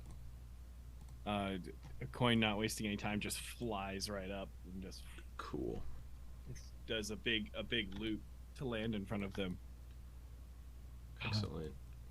Hello, I am Quoin Harting. It is a pleasure to make your acquaintance. Nice to meet you as well. Who are your friends? There are some of us are part of the Faust and the Furious, and there's another group. I do not know what they call themselves, but we're all pretty cool. All right. So We used to go by the crew of the Voidmaw or the what was the actual ship? The Marion. I You remember he maybe said something about a snow minnow. Oh yeah, we were also called the ship the Snow Minnow for a little bit. Wow, you had a lot of Okay. ships. I'm speaking in the wrong accent, friend. Oh, yeah, well, it's probably going to be a little weird. He sees that Eclipse is also kind of like decked out in the same kind of attire. Oh, you're a pirate too. Yeah, actually the head of the Acacia Grove. Oh, never heard of them. What's your biggest heist? Your best heist Well- as a pirate. Is a pirate. I did steal a very powerful amulet. It was almost a relic, you could say. And it was the seal of an ancient being. Oh, I stole that from a family's collection. We're not very close friends. It's all good. all right. Well, yeah, come aboard, everybody. Come aboard, everybody. And I think Henry and Eclipse are the only ones that have had experience being on ships. So as you all ascend the ramp, Quoin and Druck were on Ogden's ship. They Yeah. were on Marion. but not like a bunch. Like Uh. I think you two have been on like 8 different ships, just because, went through hands pretty quickly. I think New stole one or was given one of them. Anyways, it doesn't matter. As you ascend the ramp, you're struck by how spotless and impeccably maintained the top deck is. Usually, you also expect an airship would be covered in like bird shit, and also the crew are birds. It's definitely a stark contrast to how some of the sea-based ships you're used to, just in how well this thing's maintained. Like it's constantly clean, which is a difficult task. The ship's spot boasts no masts or a crow's nest. Instead, a series of ropes equipped with grappling hooks are tied around the railing. At the rear of the vessel, a smaller deck houses the ship's wheel and a colossal spyglass the size of a house. It's a little too. It's like a little too big, anchored firmly to the deck. A shorter, rounder canary, probably about 4 feet tall. They're basically almost a sphere of a canary. Adorned in a red and white striped shirt and a red bandana, is adjusting the spyglass with great care, just going, "Oh yeah, that's the spot right there. Oh yeah." And the captain, Captain Crocus, the 6 foot tall canary Aarakocra, strides over to Quoin and extends a hand. "Well, it's an honor to meet you, Quoin, and to serve you.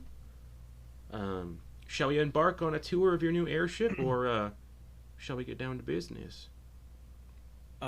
Yes, if everybody is ready to go. And listen, I am new to this, so please, I'm not trying to big dog you at all.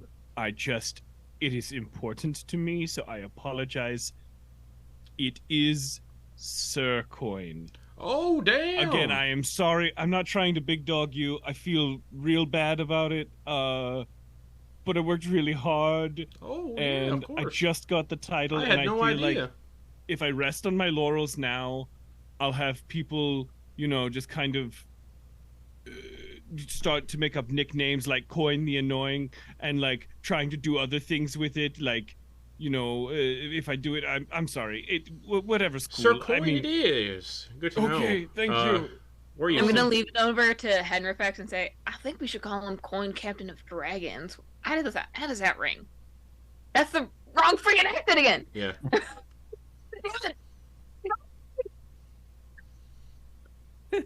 That sounds like it might be a bit. Yeah, he may get a little flustered at that. He seems the kind to be humble, I think is the right word. Well, I feel like Captain is a bit of a higher rank than just knight. Is it that? Depends on the army, I assume. Just so you know, and Chuck will keep his voice low, Quoin has tried very hard to earn this title, and even if you might perceive a title to be above it, he does not. And then the captain. Yeah, we can do that. We can call you Sir Quoin, of course. We're used to calling people sirs on this ship. We served many knights. Again, well, like I said, it's been a long time since we popped out. Also, he pauses, looking at everyone's faces. It's a lot to take in. I can also answer any questions you have regarding the ship while we get down to business. Or I can give you a tour as well. This thing's fast, so, Yeah, let us. I'll put it to the group.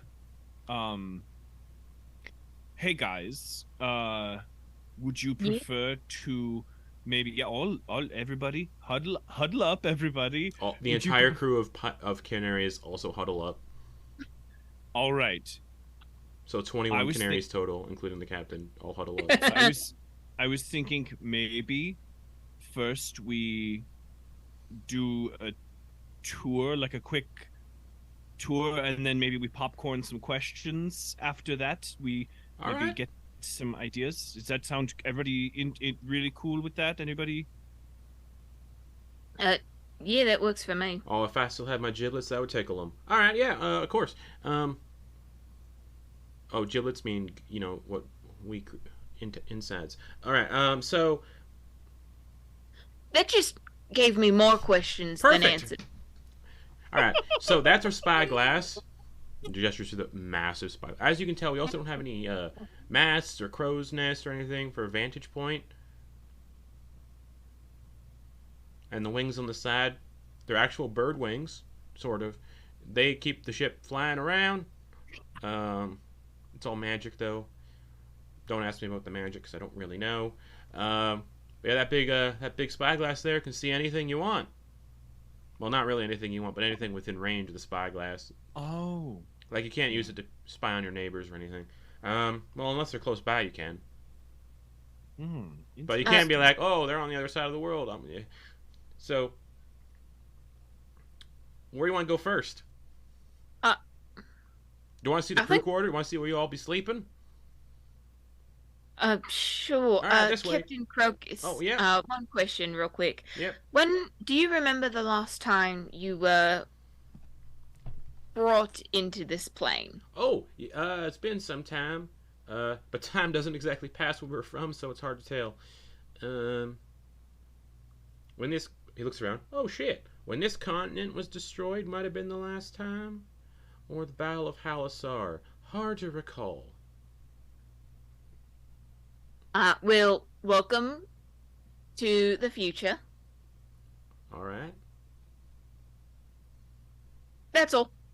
Alright. I had a quick question about the wings. Oh, of course.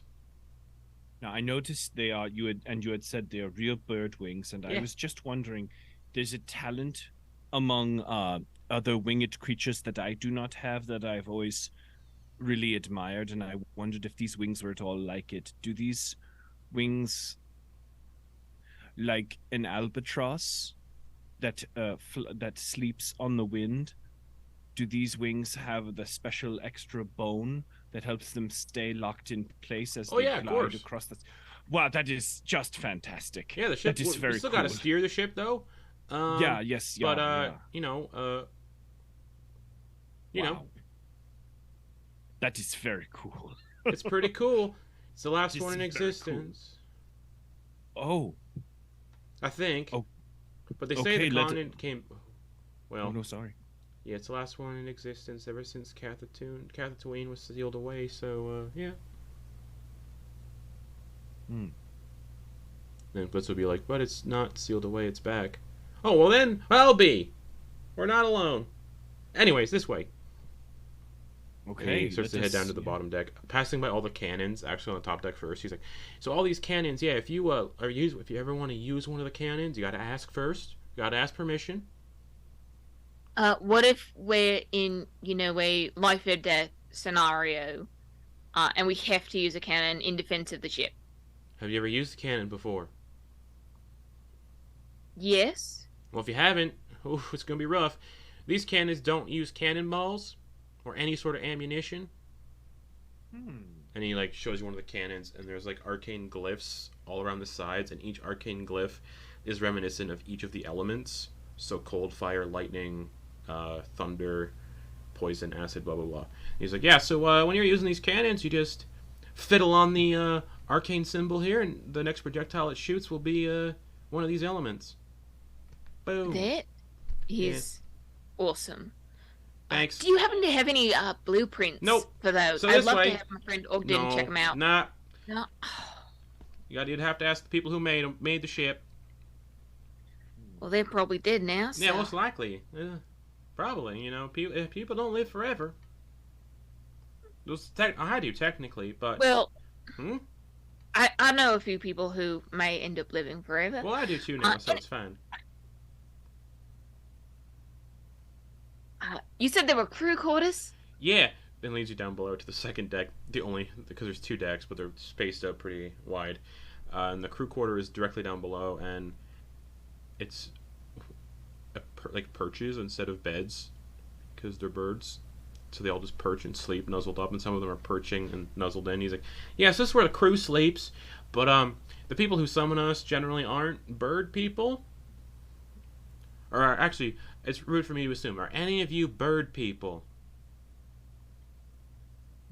I've always had the feeling that perhaps there was some common bird heritage that I had, but I don't mean to speak. We could be cousins. I mean... Well, not really. Distant. I mean, what a gift and a treasure that would be. Okay, well, do any of you roost then when you sleep? Ooh. I do not. Alright, well then. This way then. And he leads you further on to a large circular door. Alright, inside here. And he opens it up. And it's just... So back in the Cathertoon days, things were a little weird. Everybody back in the day used to share a bed, and Henry and Eclipse would recognize the same style bed that the Winter's Kiss had, the big circular bed that the Dragonborn. Oh, that makes had. so much sense. And it's just a nest. And also, because you also learned that the other some members in the group, so Quoin, Druck, and Flitz learned that Hazar made the Winter's Kiss, so Hazar made that ship. So this is not what we use anymore, and he kicks the bed out of the way, and it goes back up into the wall. So, no.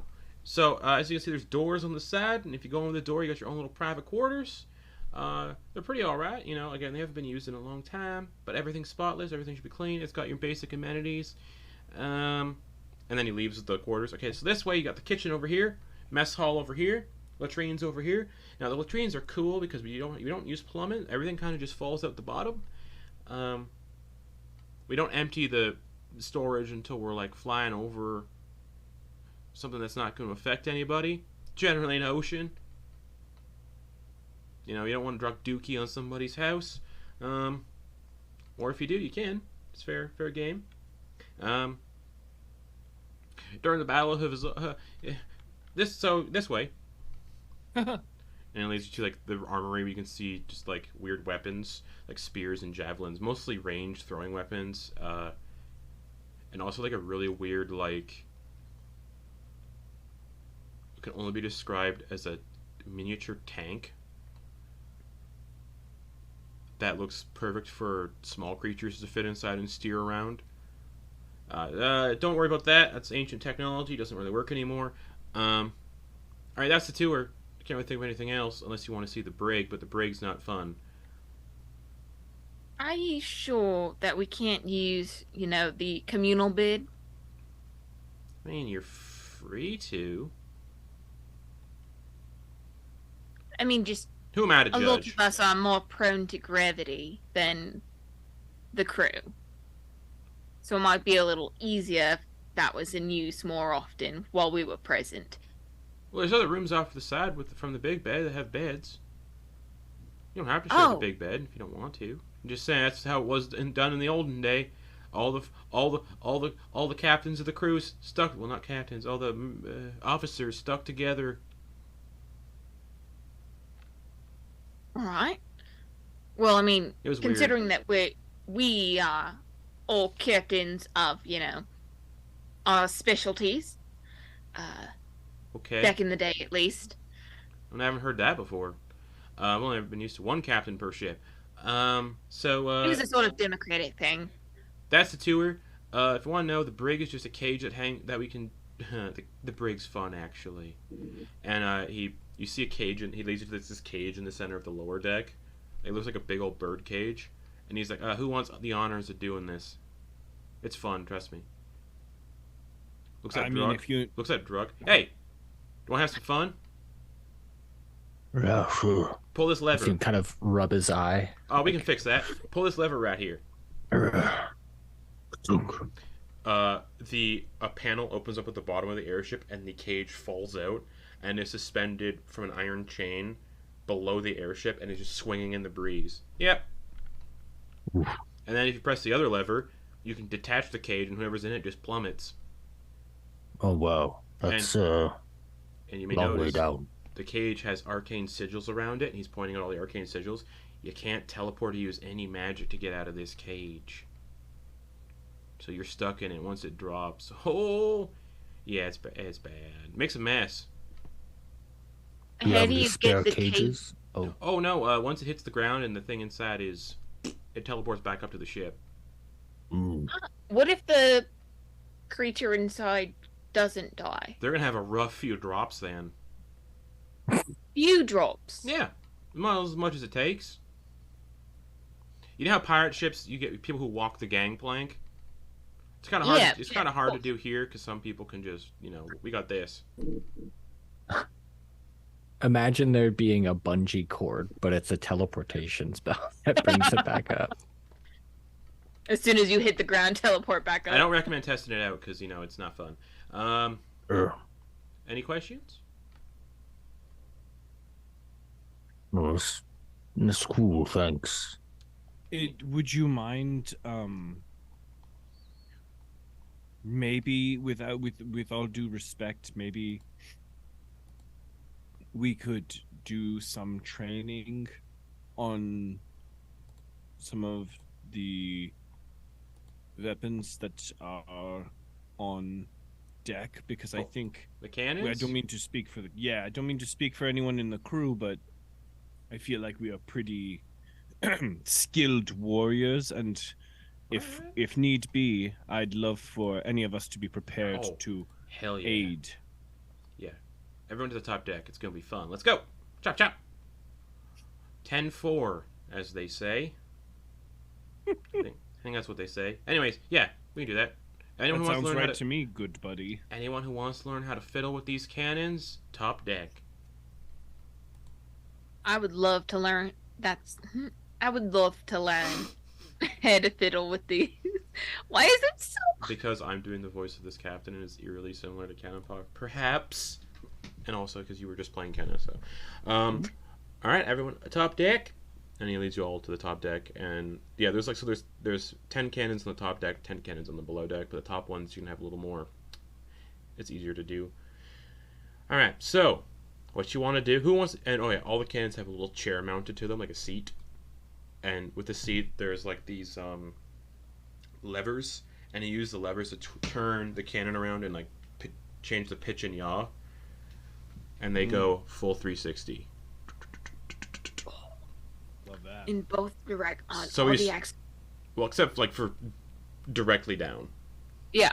But he gets in the seat and he shows you the directions with the levers. Yeah, so it's pretty simple like that. But target practice, I think, is a little more apt for this. All right, moving target or stationary target to start out. Give me the moving target. All right, that might be a little hard. Don't know why I suggested it. Okay, cool. So we can't die here on the ship. Well, we can't. We're already dead. So check this out. And he flies out, and he just starts hovering in the air. All right, who wants to go first? Respectfully, what- I will. I mean, Druck, do you want? I mean, would you like to? Oh, wait, we're shooting the crew? You're shooting me. Hmm? I can't die, so it's all good. It's a long story. Like I said, there's questions I can answer at some point, but yeah. Oh, I hope it's a clean one. And we'll try. That'd be fun. All right, so you get into the seat, and yeah, there's like levers to move around. So just to, like, he's like, okay, so you want to press that lever first, and to kind of get the directions of levers down, just give me a straight intelligence check for fun. Oh no! Just to Can I figure- help Druck? Yeah, of course. Just to figure out. Because I'm familiar with cannon fire. These are cannons. little different cannons because they're using like levers. It's more like a ancient magical machine that you're trying to operate. Oh, Garrett! So what is this Four. for? What does this look like to Druck? Like, what does it look like when Druck's trying to like use these levers to like move this thing around? Full 360. Well, they just can't go. They just can't go vertically. No, he like down. pulls one of the levers and then pulls the other, but then like pulls the other again, but then pulls that one, and it's like he loses his rhythm of like which one is doing what, and so he's just like can't figure it out. All right, here, and then he flies over and like shows you the right way to do it. All right, cool. Let's try this again. And he flies back out to the open sky. All right, now you're gonna see all of the elements and arcane sigils around. For people who can't read arcane, they're all in color. Do you know your colors? Yeah. Okay, just a standard question. All right. So obviously, red's fire. Which one's blue again? I think it's light. I don't remember because blue could be. Anyways, yeah. You just pick a color and we'll go to town. So fire, lightning. Yeah, fire. All right. So you press fire and these veins, arcane veins along the cannon, begin to light up and glow red, which gives it like a 15-foot radius of red light. He's like, all right, now, aim at me. Right. If you need help, you can drop the aiming helmet. It's on the back of the seat. Sorry, I should have mentioned it before. So you can, like, The pull this little- yeah. The force is not with Druck right now, so he's gonna use the targeting. Okay, so it comes down over your eye. It's a little thing like that.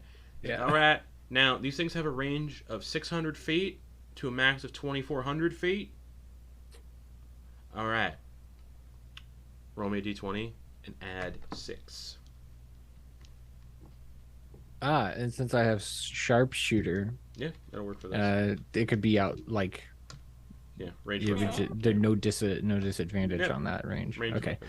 And you said roll a what? D20 plus 6. Okay.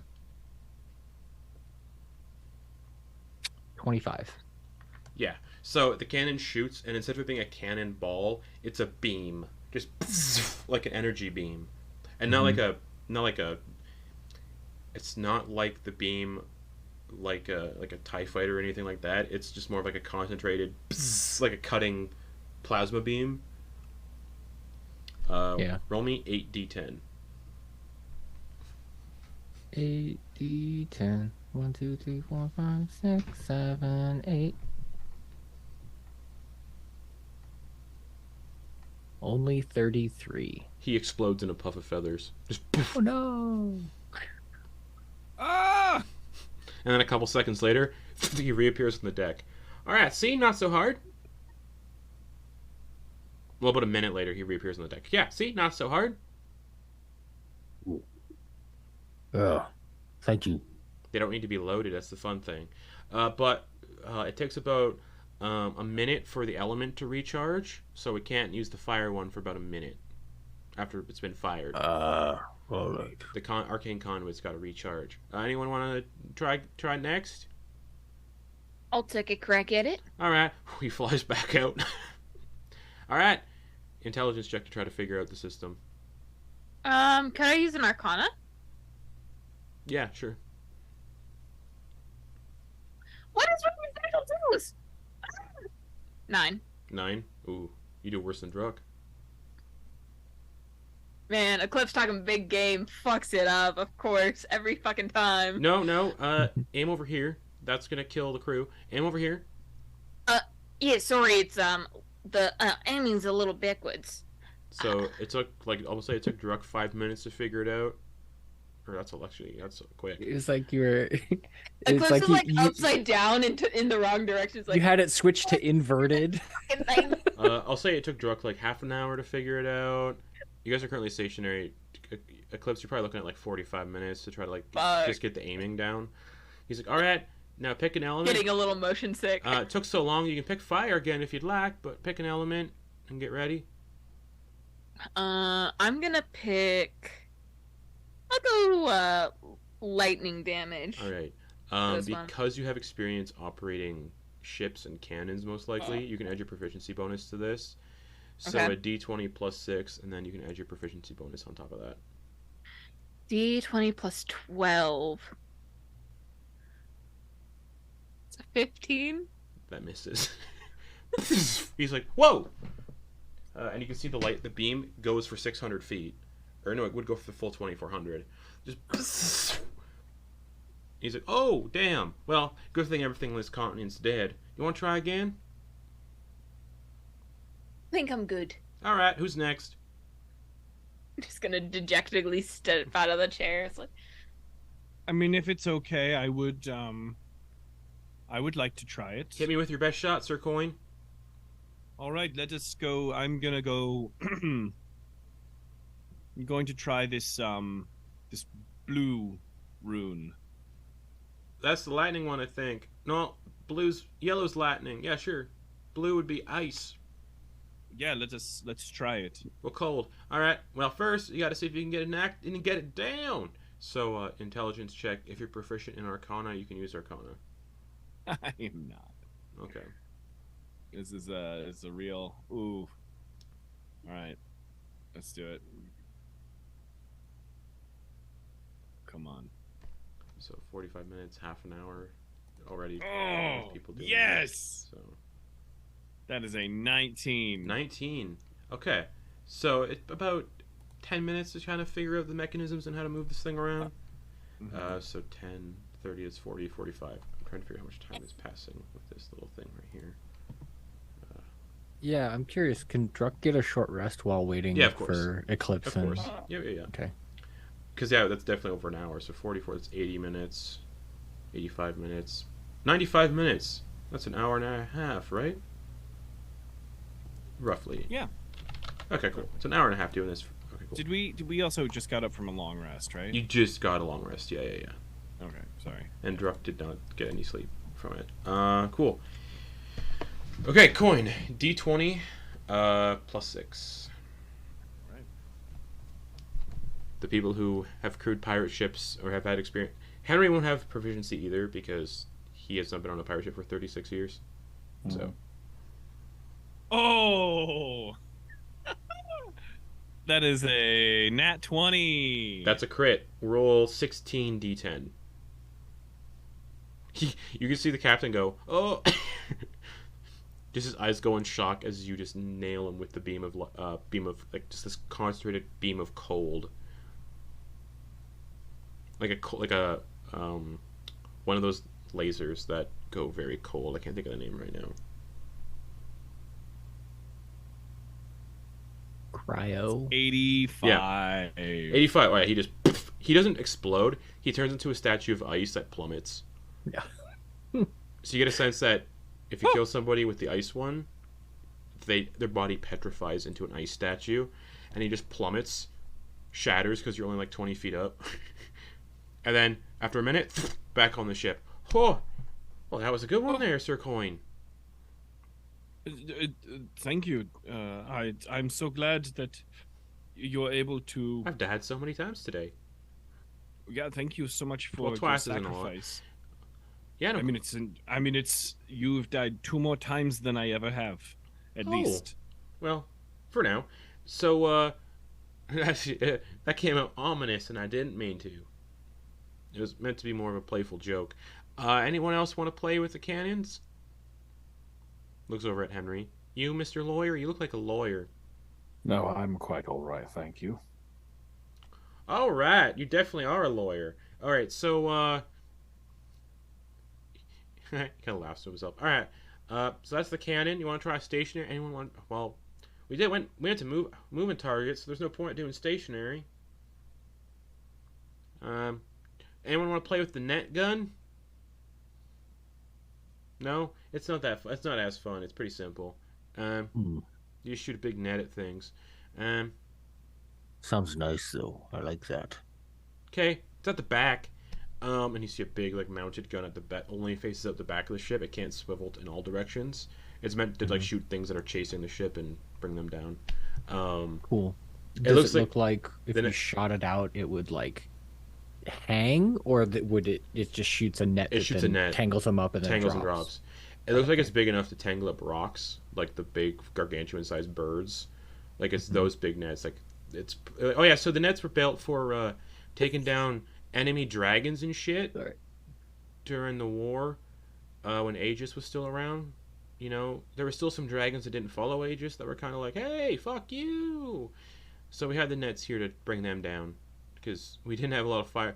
It's hard to kill a dragon, especially the dragons in those days. Most of them are great worms, and great worms are hard to kill because you kill a great worm and then it comes back to life immediately, and then you can finally kill it permanently after that. But it's a big thing. So why are you all here on the ship? Why are we on this shithole of a continent? We are going MacGuffin hunting. Nothing here. It's all dead. That is, for the most part, true. But we are looking for.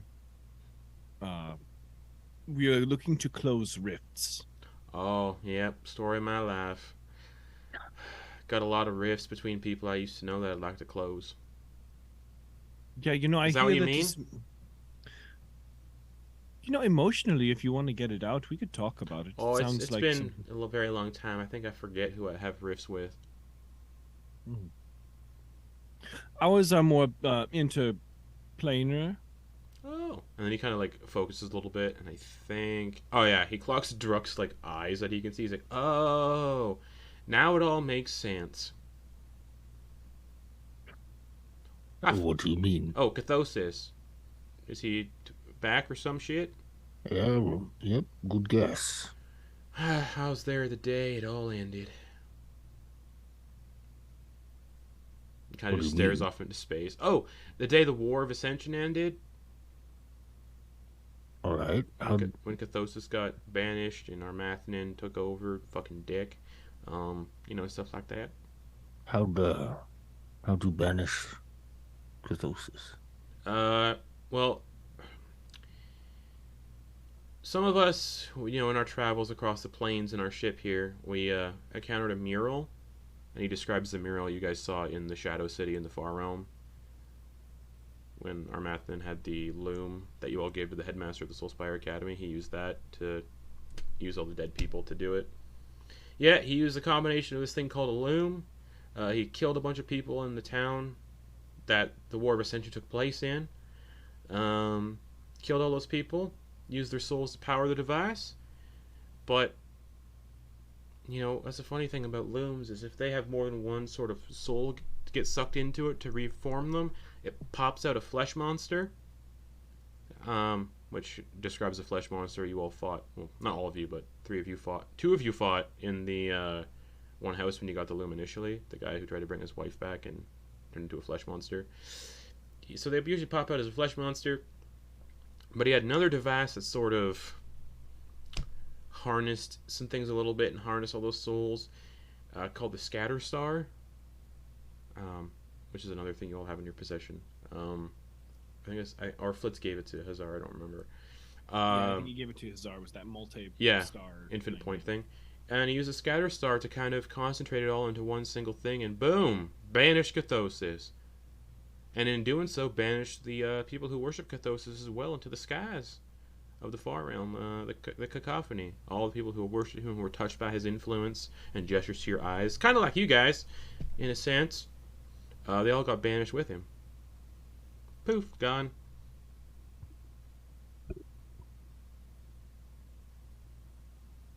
But they were willingly serving Cathosis, so I think that took a part in it. But they also had 5 of these eyes on their bodies, and I don't think any of you've got 5 of them. And he starts examining the 3 of you that have eyes. Yeah, because once you go to 5, whew, you're done. It seemed. Well, during that time, anyone who had 5 basically became a thrall for Cathosis. So that's the most I ever saw was 5. So That does not sound good. nope. But I mean, you're still in charge of your own facilities and stuff. It just, if you die, you become part of the Cacophony. So just don't die, I guess. Mhm. But yeah, that's how it was done before. I don't know if things have changed. I don't even know what year it is. Things aren't great, but we're trying to prevent them from getting worse. Alright, so you're trying to close these rifts. Never heard of these rifts before. Where's the closest one? We can take you there with lightning speed. And Kate, you're muted. It looks as though Eclipse is trying to say something. Oh, I believe it's actually about 20 miles. Do either any of you know? He knows which It's direction. supposed to be a mountain range. Yes. yeah, Bahamut's Yeah, next. it's called- you can see the mountain range from here. It's all Yeah. If I remember correctly, it's Bahamut's End. Oh yeah, that's that one over there. That's where Bahamut was killed by Tiamat. After they both split from Aegis, this is where he died. That mountain range. But- Excuse me, Sir Quoin. I couldn't help but notice you spit when he said Tiamat. Oh, that's fine. And you watch as the spit automatically just evaporates as soon as it hits the deck. Oh no, I wasn't worried about spit getting on the deck because that's easy to clean up. I was wondering why. That's right. Oh yeah.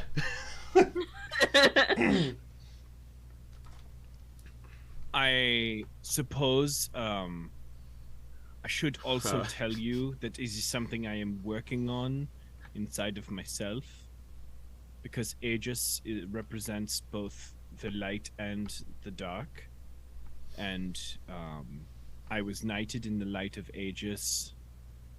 I'm like a knight of Aegis with a Bahamut rising, if that makes any sense.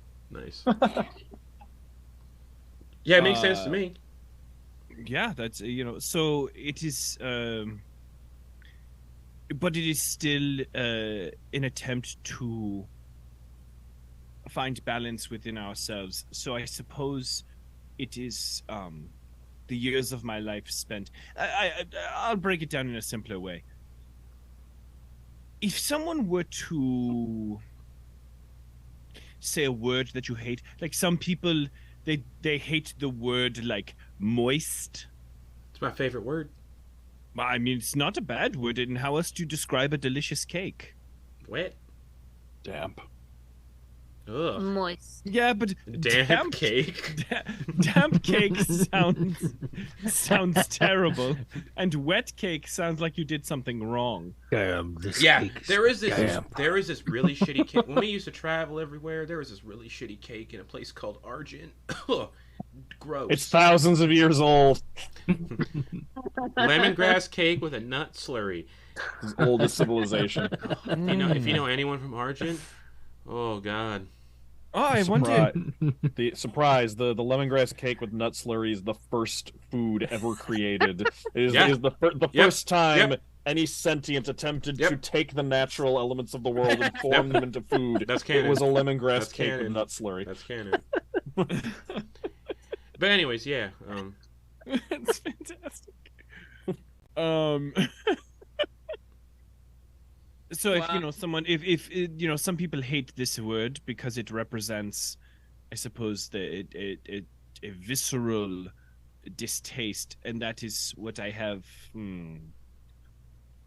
had to negotiate inside of myself, is this very visceral hate for an entity that is polar opposite of what I have come to love. However, I will say this, that through this knighting, I have tried to become better, and it is true that Aegis is both light and dark, good and evil, Yin and yang. chaotic and lawful. Yes. That is, wow, yeah. And so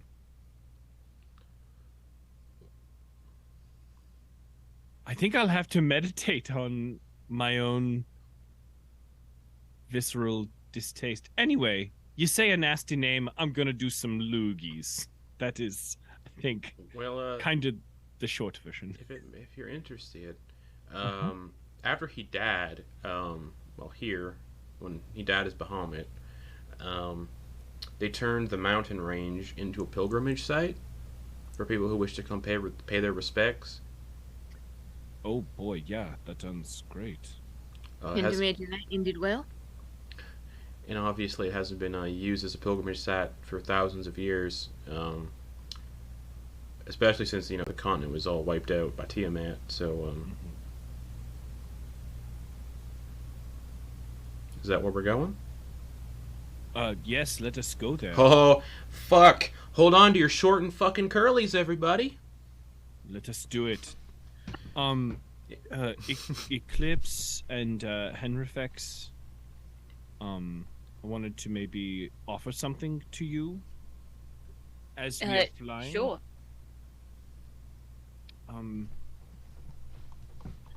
Henrifex, remind me, you can fly, correct? More or less, yes. Okay. Takes a bit of effort. Okay, yes, okay. I have a gliding apparatus. Pulls it out of the trunk. From when, all the way back when we flew our way to that volcano, the forge on the Wheeler Island. Yep. Kept that in my inventory. if since we are on a flying thing, I wanted to give this perhaps to someone, to either one of you who would be more comfortable in a situation, if you to have an extra safety net, because I'll probably be good. Oh, go ahead and take it. Yes, okay then. Yes, here you go. No, sorry, I was saying to Eclipse. I mean, I can fly myself. Can you? Well, yeah. Now that I have this loot that I got, 40 years ago, I can play it and I can fly. I didn't use it much, but I can fly too. Does our friend Yvonne, does she fly? Yvonne, do you fly? Complicated. Do you want this parachute dingle hopper? No, that's fine. Well, I guess I'll take it. Oh, forgot to mention, I fucked up. Mm-hmm. The cannons deal 16 d10 bludgeoning damage. I was looking at the wrong stat block. Or 16 d10 damage. So on a crit, it would have been way 32 d10? Yeah. Wow. Range is still the same range, though, and still the plus to hit, though. That is, I would like to say aloud, that is, looking for a perfect word, stanky. Oh, it's fun. All right, That is, everyone. It's a lot of damage. that's It is a lot of damage. Yeah, All it's right. a lot of damage. I also want to let you know, that he's Lenny. I call him Lenny. Oh, yeah. Oh, hello. Just on the edge of the ship, just. Well, aren't you a cute little fella? All right, everyone. Hold on to your butts. Okay, he'll fly alongside us if there's a way he could just Oh, ignite. he might struggle. Oh, then he will maybe hold on to the back like he's swimming in water. Like on All the right, side. I hope he can't die if he falls off. But then then maybe he'll just sit on the deck. All He'll right, sit on his hands. that's safe. Okay. You see, the captain gets up to the captain's wheel, and unlike other ships, the captain's wheel has a seat. He sits down and he straps himself in. You don't have to strap yourselves in. This just prevents me from flying out of it when we're going. God, he's like a yacht captain. Yeah. It's fantastic. All right. What'd they say they call you guys? The Fast and the... We are the Faust and the Furious, and also not Fast. Oh. yeah, no, not fast. We are the Faust and the Furious. So like, we're like the digits clenched together to make a powerful Hell yeah. like thing, as well as we have a rage deep inside of us. All right. And the ship begins to levitate higher and higher and higher up to the clouds at this point, in a manner of about a minute. It just gets up into the clouds. All right. The wings then get pulled into the sides. It's very typical to when a bird, like a bird of prey, does the dive bomb. Oh, fuck. And now you can see why he was strapping himself in. And down below you can hear other like crew members. It sounded like buckles and of other people like basically putting on seatbelts. That's amazing. And then he just starts to tilt the ship downward. So it's like almost at like a 90-degree angle. Yeah, Druck's grabbing hold of something. And the captain just starts laughing maniacally, and just the ship drops. Just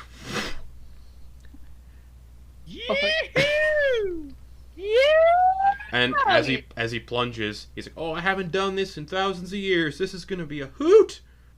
Oh dear. Let's see if he's out of experience. Oh, he's good. Could have been great if he just crashed. Oh no.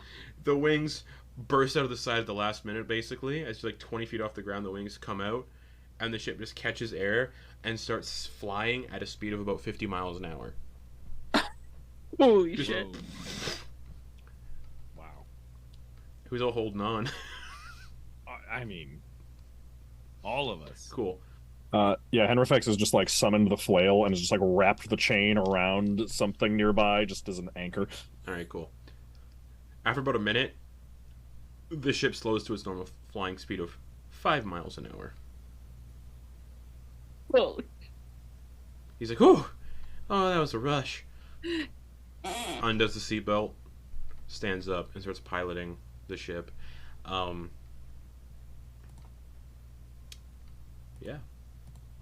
And then- Eclipse is looking like a cat who just like got dried after a bath, just hair raised. Okay. All right. It's gonna take about 5 hours to get to the mountain because they're about 20 miles away. Okay. So if anyone else needs, I don't think anybody else. Nobody will need short rest, but if Druk wants to take some other, take 5 more short rests along the way, you can. Only Druk. I'm only missing 20 HP. I think Okay. I'm okay. I mean,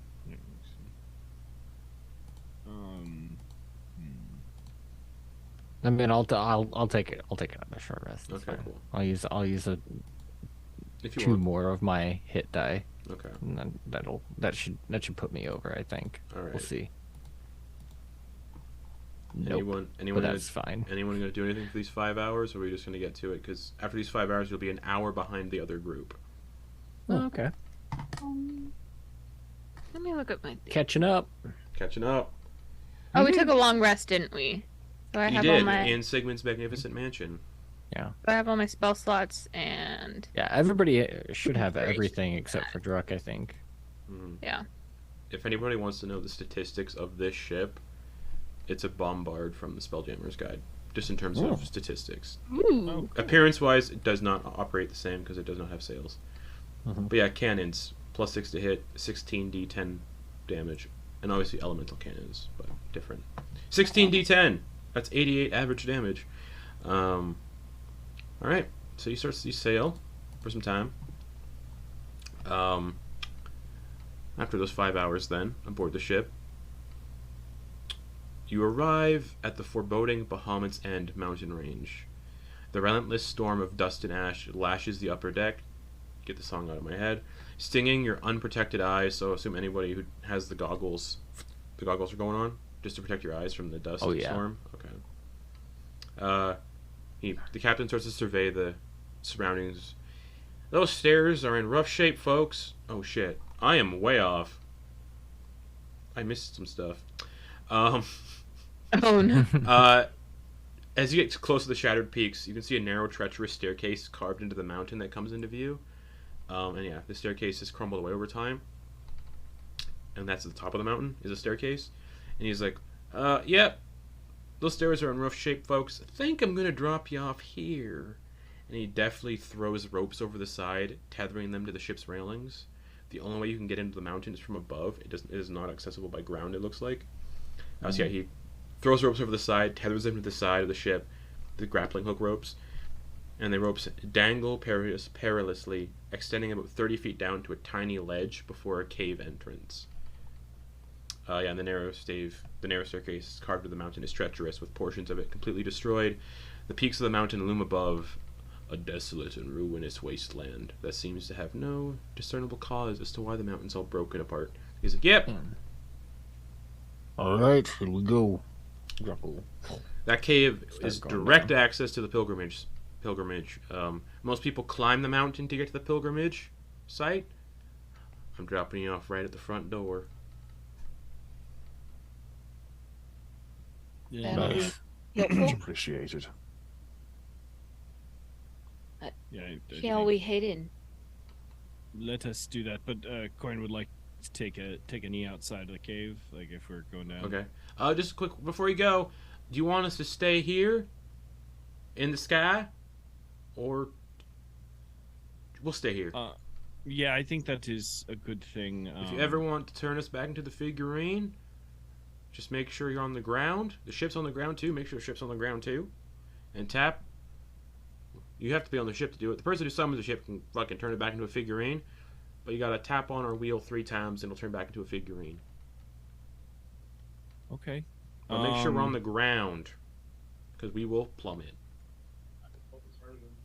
If I Alright. tap it, we all would plummet right now. Yeah, the ship would fall and turn into a figurine and fall. Okay, so everybody, if you want to get off, actually, I'll jump on Lenny. Oh, you're I can- you're right at the entrance. You just need to climb down the ropes and you'll be in the cave. Okay, I was thinking I could jump on Lenny's back and then just turn the ship back into okay. its small bit, and then we wouldn't have to worry about it, unless, of course, you think we need to have you guys just stay here and we Oh, can it's make up a to quick you. getaway. Up to you. There's nothing else here. Dead continent. You're the boss. You own the ship now. So whatever you want, we do. I am the boss. Well, of us. Well, technically, yeah. You were given ownership of the ship. Okay. When things rarely go as planned, perhaps. So, I think I like your initial thoughts there. Okay, you guys go ahead and get down by the cave entrance. You guys work your way down, and then Lenny and I will follow. Truck goes overboard, down the rope. Yeah, Yvonne and Flitz will also go overboard and down the ropes. I'm gonna take a rope and kind of do what's it called?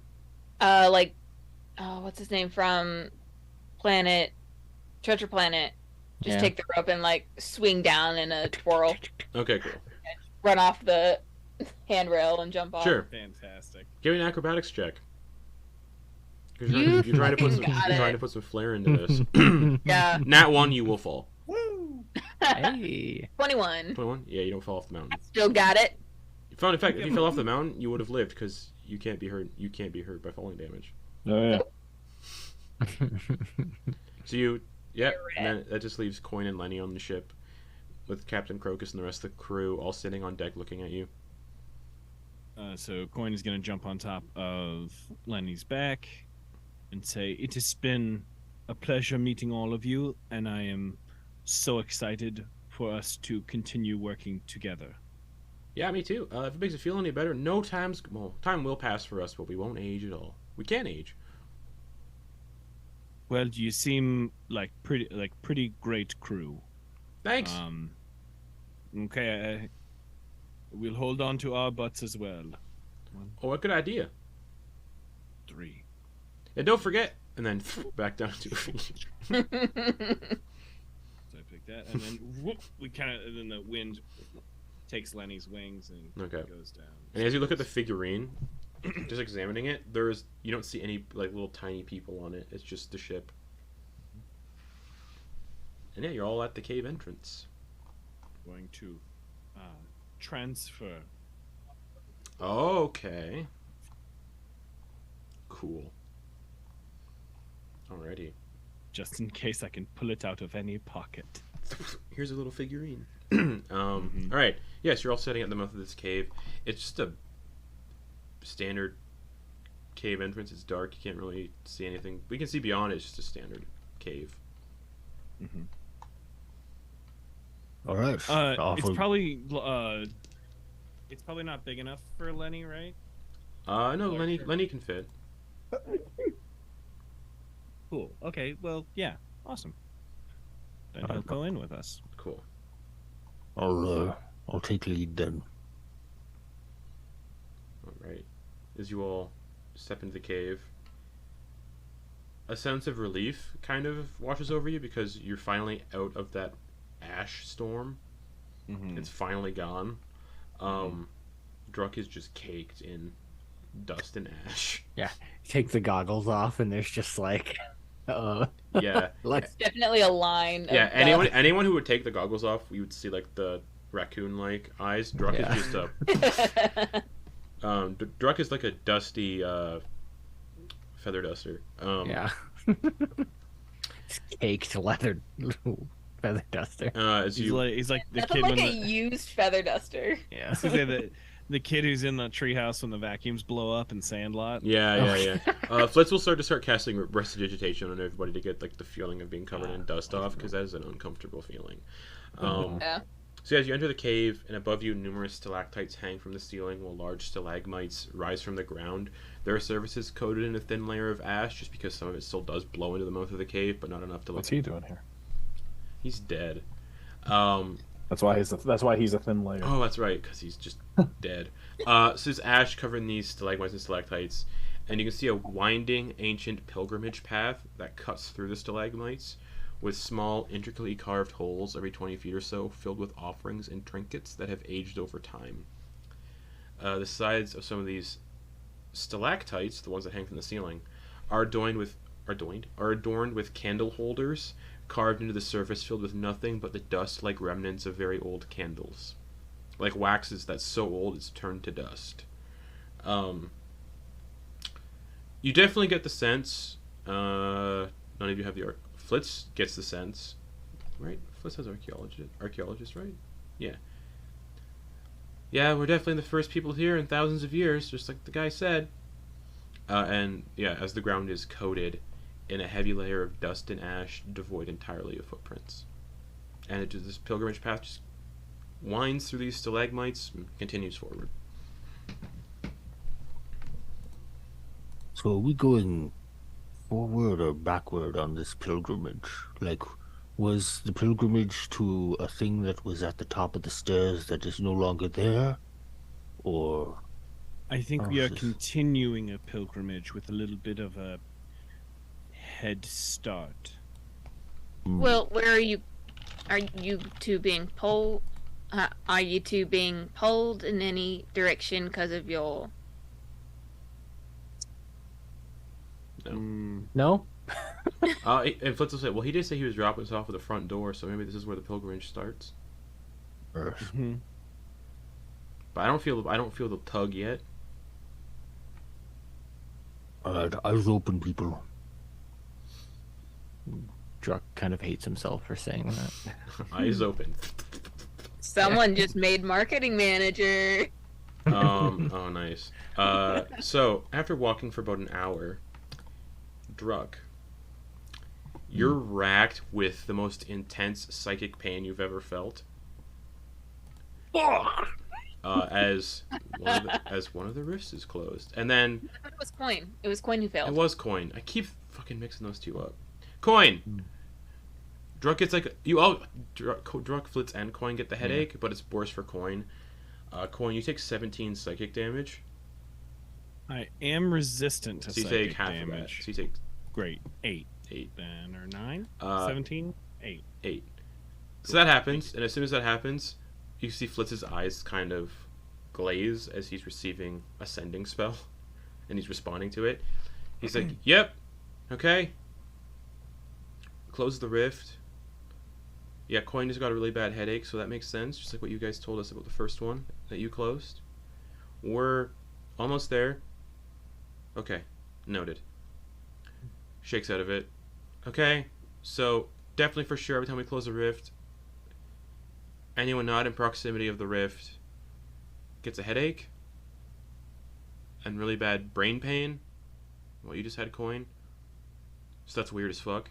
That's only affecting people away from the rift that are affected by this.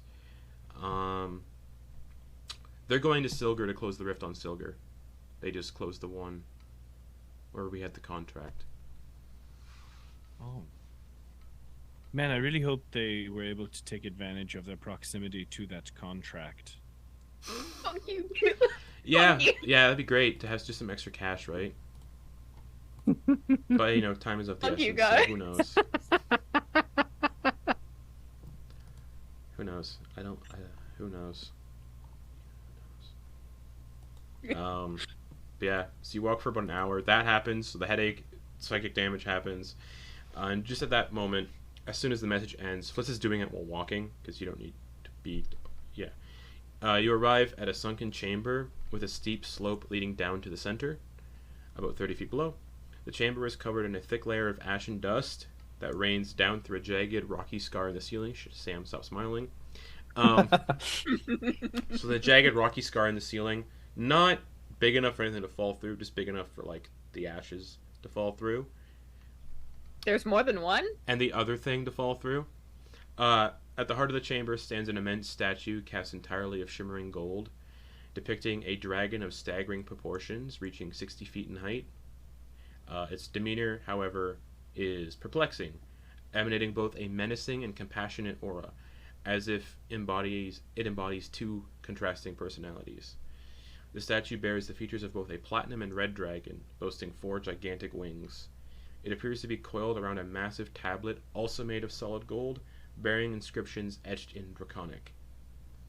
At the foot of the statue lie trinkets several millennia old, caked in layers of mentioned substances. Remarkably, the statue itself appears to have defied the ravages of time, remaining pristine despite the perpetual reign of said substances. On the opposite end of the chamber lies yet another tunnel, and this is a statue of Aegis the Twin Dragon. And yeah, the description, there's a tablet with an inscription in Draconic on it. So, I think Flitz speaks Draconic, Quoin speaks Draconic. Eclipse speaks Draconic. I think everybody in this group, Henry can read all written language. Yes, everyone in this group can read it basically, except for Yvonne and Flitz, I think. So, Flitz knows Draconic. Yeah. So everyone but Yvonne then. The tablet reads, the pilgrimage of the Twin Dragon lies ahead. Have faith, and your faith will be rewarded. Come as an enemy, and you will be destroyed.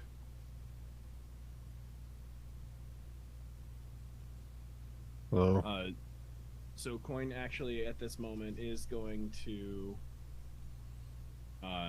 probably take out the sensor of Bahamut that he hasn't taken out in a while, and maybe takes out the vestments as well, and just says, "Sorry if this is going to take a little bit." Takes out the prayer bench that hasn't been used in a minute, and just kind of wants to. If you guys don't mind, I'm going to take a few minutes and say a couple prayers to Bahamut and see if there are any prayers. It pulls out the Book of Aegis. I'll have a look around, just the perimeter check. Yeah. So he's gonna go and say some prayers to Bahamut and see if he can kind of stumble his way through any Aegis prayers, because he's got. Sure. Yeah. There's probably some similarities, but just like different phrases. Like. All right. Yeah, you can do that. Druck, you're surveying the perimeter of the chamber. Yeah. Can I? What's the hallway out of here look like? I mean, I guess I could do the perimeter of the chamber first. We can go in that order. Sorry. Okay. Not interesting. Yeah. Okay. The tunnel, though, just looks like it's a gradual, long tunnel. Not much interest. I could just say long pilgrimage tunnel. Okay. Like candles, and maybe in the distance a couple murals that are severely faded. Okay. We'll just do like a squat right there. Okay. And just look down there and let his mind wander. Sure. Henry and Eclipse doing anything? Or sorry, Henrifex and Eclipse doing anything? Henrifex is curious enough about just like any writing or anything else he can see. Just kind of like look around. That you're here. It's actually really fun. Yeah. Is this allowed? Yeah, I gotta look at. Yeah, I gotta take a gander at that for a second.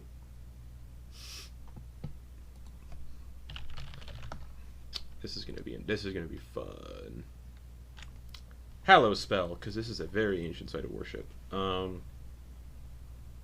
Okay. So.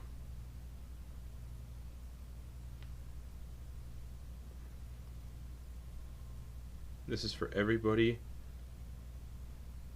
Everyone is affected by the Hallow spell. The benefits of the Hallow spell, except for Henry. You can't be frightened. You give resistance to a damage type of my choice. That would make sense for Aegis. It'd be necrotic. So everyone's resistant to necrotic while in here. You don't know the vulnerability. Everything is enemies. You get a sense. Quoin. Actually, you know what? Through your prayer, this will make sense to reveal this stuff. So as you're doing your prayer, you almost like astral project during your prayer. In a sense, you're out of your body for a second, and you're looking around the room as this chamber is being made. You just see individuals cloaked in robes, no features visible, and they're just carving out this massive golden statue, the features, the tablet, the chamber itself, and they're chanting and burning herbs and oils and incense. And you learn just all this cool shit. And while they're doing this, they're all reading from these thick tomes, very similar to like the religious book you found about Aegis. They're all reading from one of these.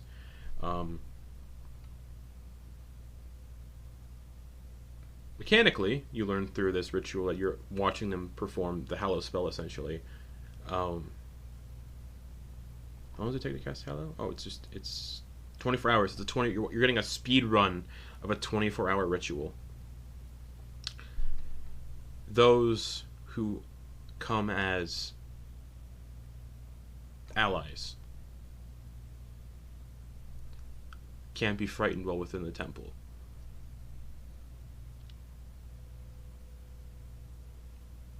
Certain areas are filled with darkness that only the faithful can see through. Others can't.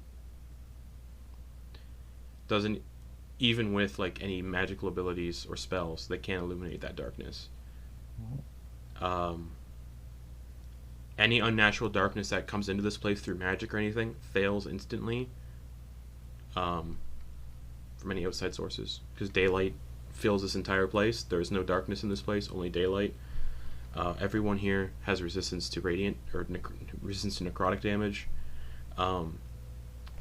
Creatures coming here to seek harm, creatures that aren't welcome here, fiends, other creatures have vulnerability to radiant damage, which means, Henry, you will have vulnerability to radiant damage while you're here.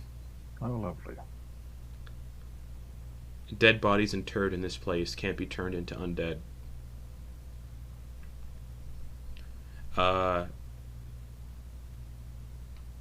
Creatures that aren't faithful or friendly can't move or travel using teleportation or by extra dimensional or interplanar means. Unfortunately, that means Henry as well. Mm-hmm. Affected creatures are frightened while in the area. Oh. Unless Henry's immune to the frightened condition. I don't think he is. Then Henry's going to be frightened the entire time while he's here. No sound can emanate from within this temple. Or no sound can reach into it. So this place, you can still hear it from in here, just the sounds from within the temple can't leave the temple, kind of deal. Affected, anyone in this temple can communicate with any other creature in the area, even if they don't share a common language. Nice. So as you do your prayer and you get this vision, you get a sense you're in the right place. You're on the right track. And that because you're here and your friends are with you, they're protected by the not so nice elements that this ritual is protecting the temple with. Then you look at Henry over the course of your vision and you can see he's not going to be affected in the nice way by these effects. And as the ritual ends and you come back to your body after performing your prayer, Henry himself is pushed forward as the dominant presence and not the mix. The fiendish parts of Henry are being like suppressed heavily. Oh, good heavens. Oh, hello everyone. Well, this is strange. It's been a while since I've been myself. Henry, did you get shorter? It may be my natural slouch, actually, but, oh, good heavens, that's so strange. And so I can kind of maybe relay all of that information to the group. So, having said all of that, Henry... Oh, just Henry right now, yes. Very strange.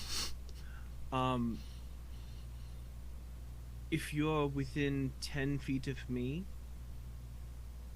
you will be immune to any sort of I can give you any sort of courage, mechanically. Any allies Immune to the frightened, immune to me are immune to frightened condition. That's a really funny workaround that a paladin's aura is helping a fiend not be afraid of the hollow spell. Yep. And it's very weird. You know what else is really weird that I just looked up because I was like, oh, I probably have a way around this. Pit fiends aren't immune to the frightened condition. No, they're not. That seems wrong. What's really gonna bake your noodle is that at a certain point, as a vengeance paladin, this tiny little dragon guy can have pit fiends run away, but then through all the fuckery that I've had with this character, if I hit them, I would continue to chase after them and catch up with them. So it's just a little guy like just coming after them with a whip chain, just like coming after them and holding them back. That's very funny and weird. But yeah, Henry, when Carnifex is suppressed, he does not seem happy about it. I'm sure he's up there. Can I hear him in my head still? No. Ooh. Just a general sense of discontent. Yeah, for the first time in like ever since he 30 years. Was ever since he was inside you, ever since he possessed you through the contract, you've always felt his presence, and lately it's been the opposite, where he's felt your presence because he's become the more dominant personality. Right. And now it's like he's not even there. Oh. Like you don't feel any presence from Carnifex. Interesting. So much so that as you're all looking at Henry, he begins to show his true age. Oh. Oh no. Wrinkles start appearing. Yeah. Oh dear. Mechanically. Just not mechanically, but like visually. Visually, Henry looks like a 72-year-old man.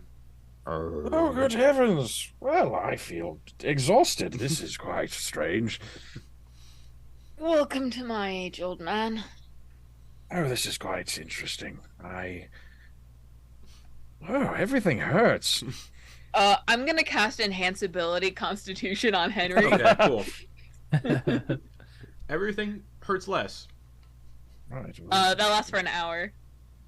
And you also get 2d6 temporary hit points. Ooh. You get 6 temporary hit points. I'll take that. Let's go, old man. Henry, I would never want you to feel I'd like to offer you, like, Lenny would be happy to give you a ride or anything, and just like if you'd like to ride on Lenny. It seems as though maybe I'm reading a little bit of maybe some sore joints right now. A little bit of so, yes, actually. So maybe if you'd like to ride a Lenny, would be more than happy to help you out and maybe help ferry you on this particular adventure, as you are not as I'm not trying to be so coy. I just might bluntly say it. It looks like you're maybe at half capacity, as it were. Well, we'll certainly see about that. Actually, let's, 1 second. Why don't I take a quick little... that comes from that... Oh, I don't have any... Is there like let's see, what's he got in his... What's he got in his inventory that he can do something? Yeah, he's gonna pull out, just like dagger. Okay. Oh, you get a sense you can still use your Warlock abilities? Cause okay, that's what he's gonna test. He's just gonna like toss the dagger up in the air and Eldritch blast it to see if he can fire it off. Okay. Well, I'm not at complete half capacity. I just have my head is just suspiciously quiet. Because Warlocks never lose their abilities, even if their patron goes away. Oh, that's they right. teach you that stuff. So Warlocks can't. Their patrons can't take their abilities away. Yeah. You can't lose your Warlock abilities because it's all taught through your patron. Yeah. Which I love the idea then for Warlock versus Patron conflict. You can't get any more. Nope. But yeah, once your patron's gone, they can't teach you anymore, so you can't take any more additional levels in Warlock. Yeah. When that happens, yeah. Yep. Which is cool as fuck. Right. But yeah, you still got you you struggle a little bit, but then because it has been Henry focusing on this stuff for a long time. It's been Carnifex in control. Mm-hmm. And now Henry's at the wheel. A 72-year-old man at the wheel. Mm-hmm. The old man is at the wheel once again. Mm-hmm. Knuckles We all and know steering how old wheel. people do with driving. Knuckles and steering What? wheel. Knuckles and steering wheel. Yep. But yeah, that's that. That's that chamber. The path continues on if you choose to continue the pilgrimage. You have an old man with you. He still seems pretty capable. As long as you say it's within 10 feet of Quoin. Mm-hmm. Which is Uh, interesting. Druck is squatting at the stairway downwards, and It's like a mural off in the distance. What is in the distance? Mural. You can see a mural? Yeah. Oh, okay. Let's go check out that mural, and puts the prayer bench away and Okay. all the sensor and everything. Okay. So yeah, you start walking down the pilgrimage corridor. It's a single file pilgrimage kind of corridor, so people could do their own thing privately, just so people weren't crowding around them. Yeah, you pass along. There's murals lining the walls, but they're so faded and cracked from time because they're painted on the walls. They're just so faded and worn away from time that there's not really anything left. You may minor details, like someone kneeling, but that's about it. Nothing else in these murals really stands out. Just because it's been thousands of years, so the paint would have long flaked away. But there's still little carved alcoves all along the sides of the walls where people have left trinkets along the pilgrimage, and it looks like they're markers. So every 20 minutes you come across another marker where someone's left a little token, but also the token has basically turned to dust because it's so old. what kind of vibe are we getting from these tokens? Are they perhaps wood carved stuff, or is it homemade stuff? Or is From it, the remnants, it's a lot of rigid? just homemade stuff, things people have made themselves to honor whoever was interred in this place and then placed. Cool. No coins, nothing of wealth or expensive value. It feels like whoever this place is for doesn't want that kind of worship, doesn't want riches. Most gods kind of like getting nice trinkets and stuff. This seems whatever people put faith in, whatever people give is offering enough. Especially if it's homemade. You get a sense anything homemade, Aegis the Twin Dragon loved. Yeah. And yeah, signs of this ancient pilgrimage gradually emerge, manifested in the form of these very faded murals that have peeled away. The atmosphere is stagnant, suggesting this passage has remained undisturbed for countless millennia. And yeah, every now and then you see these alcoves carved into the tunnel walls, likely utilized for depositing offerings during the days of the pilgrimage, when it was a thing. And after another 2 hours of walking the straight pilgrimage path, we're not So at... no more enhanceability on Henry. Correct.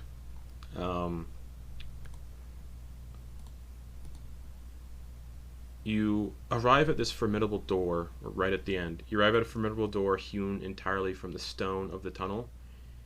Intricately etched into the door are a plethora of dragon designs encompassing chromatic, metallic, gemstone. Most notably among these is a grand carving that is reshaped into a profound recess, resembling the head of Aegis the Twin Dragon. Encircling the head-like feature, you find yet another description in Draconic that reads, "The breath of our faithful is their weapon, a weapon that opens doors to sanctuaries of the Twin Dragon. Should the door before you bear witness to your fervor, it shall part ways and grant you passage. However, if your faith falters, the wings of death shall bear down upon you without mercy." So, embodying a little bit of Nice Bahamut. And a little bit of vengeance. No mercy of Tiamat.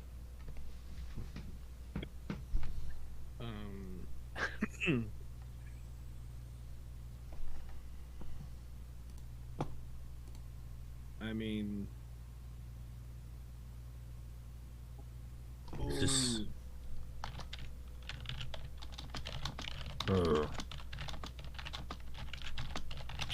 So do I need to breathe fire on this? But if I'm not faithful, I get smoked.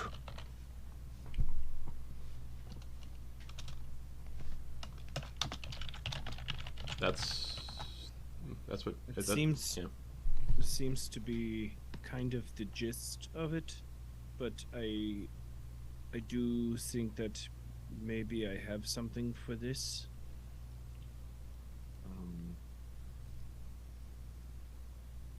Yeah, the breath of our faithful is their weapon. And then, if your faith falters, the wings of death shall bear down upon you without mercy.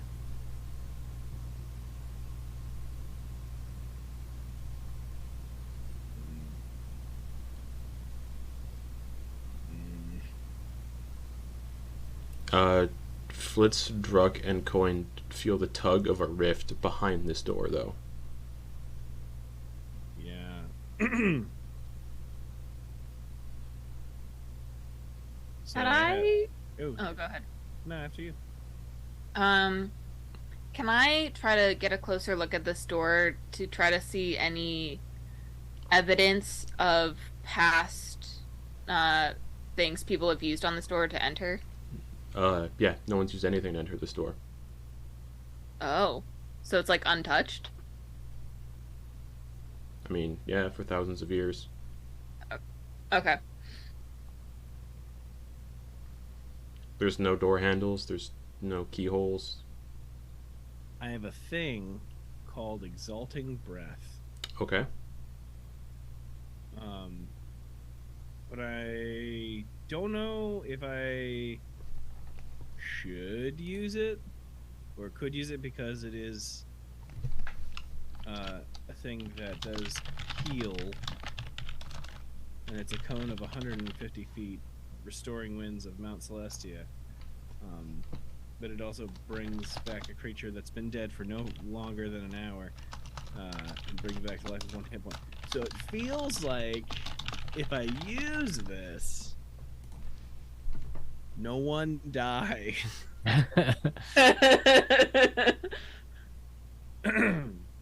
Yeah. Oh, yeah. But I mean, You got a cleric in the party. yeah. Yeah, like a pain cleric or whatever. Yeah.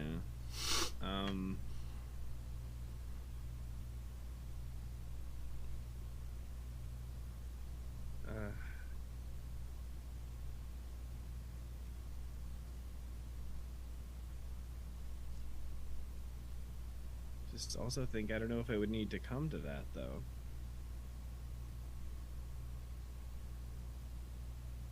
The breath is the weapon. The breath of our faithful is their weapon, a weapon that opens doors to sanctuaries of the twin dragon. Should the door before you bear witness to your fervor, it shall part ways and grant you passage. However, if your faith falters, the wings of death shall bear down upon you without mercy. You get a sense the second passage is more like if someone who's not meant here tries to get through the door, bye.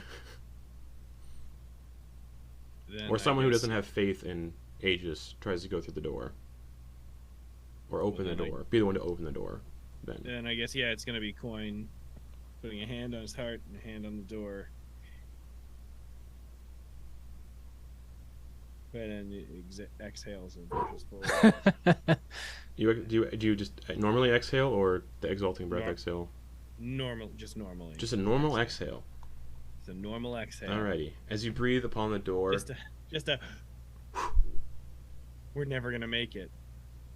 okay. As you do that brief little exhale upon the door, it begins to grind open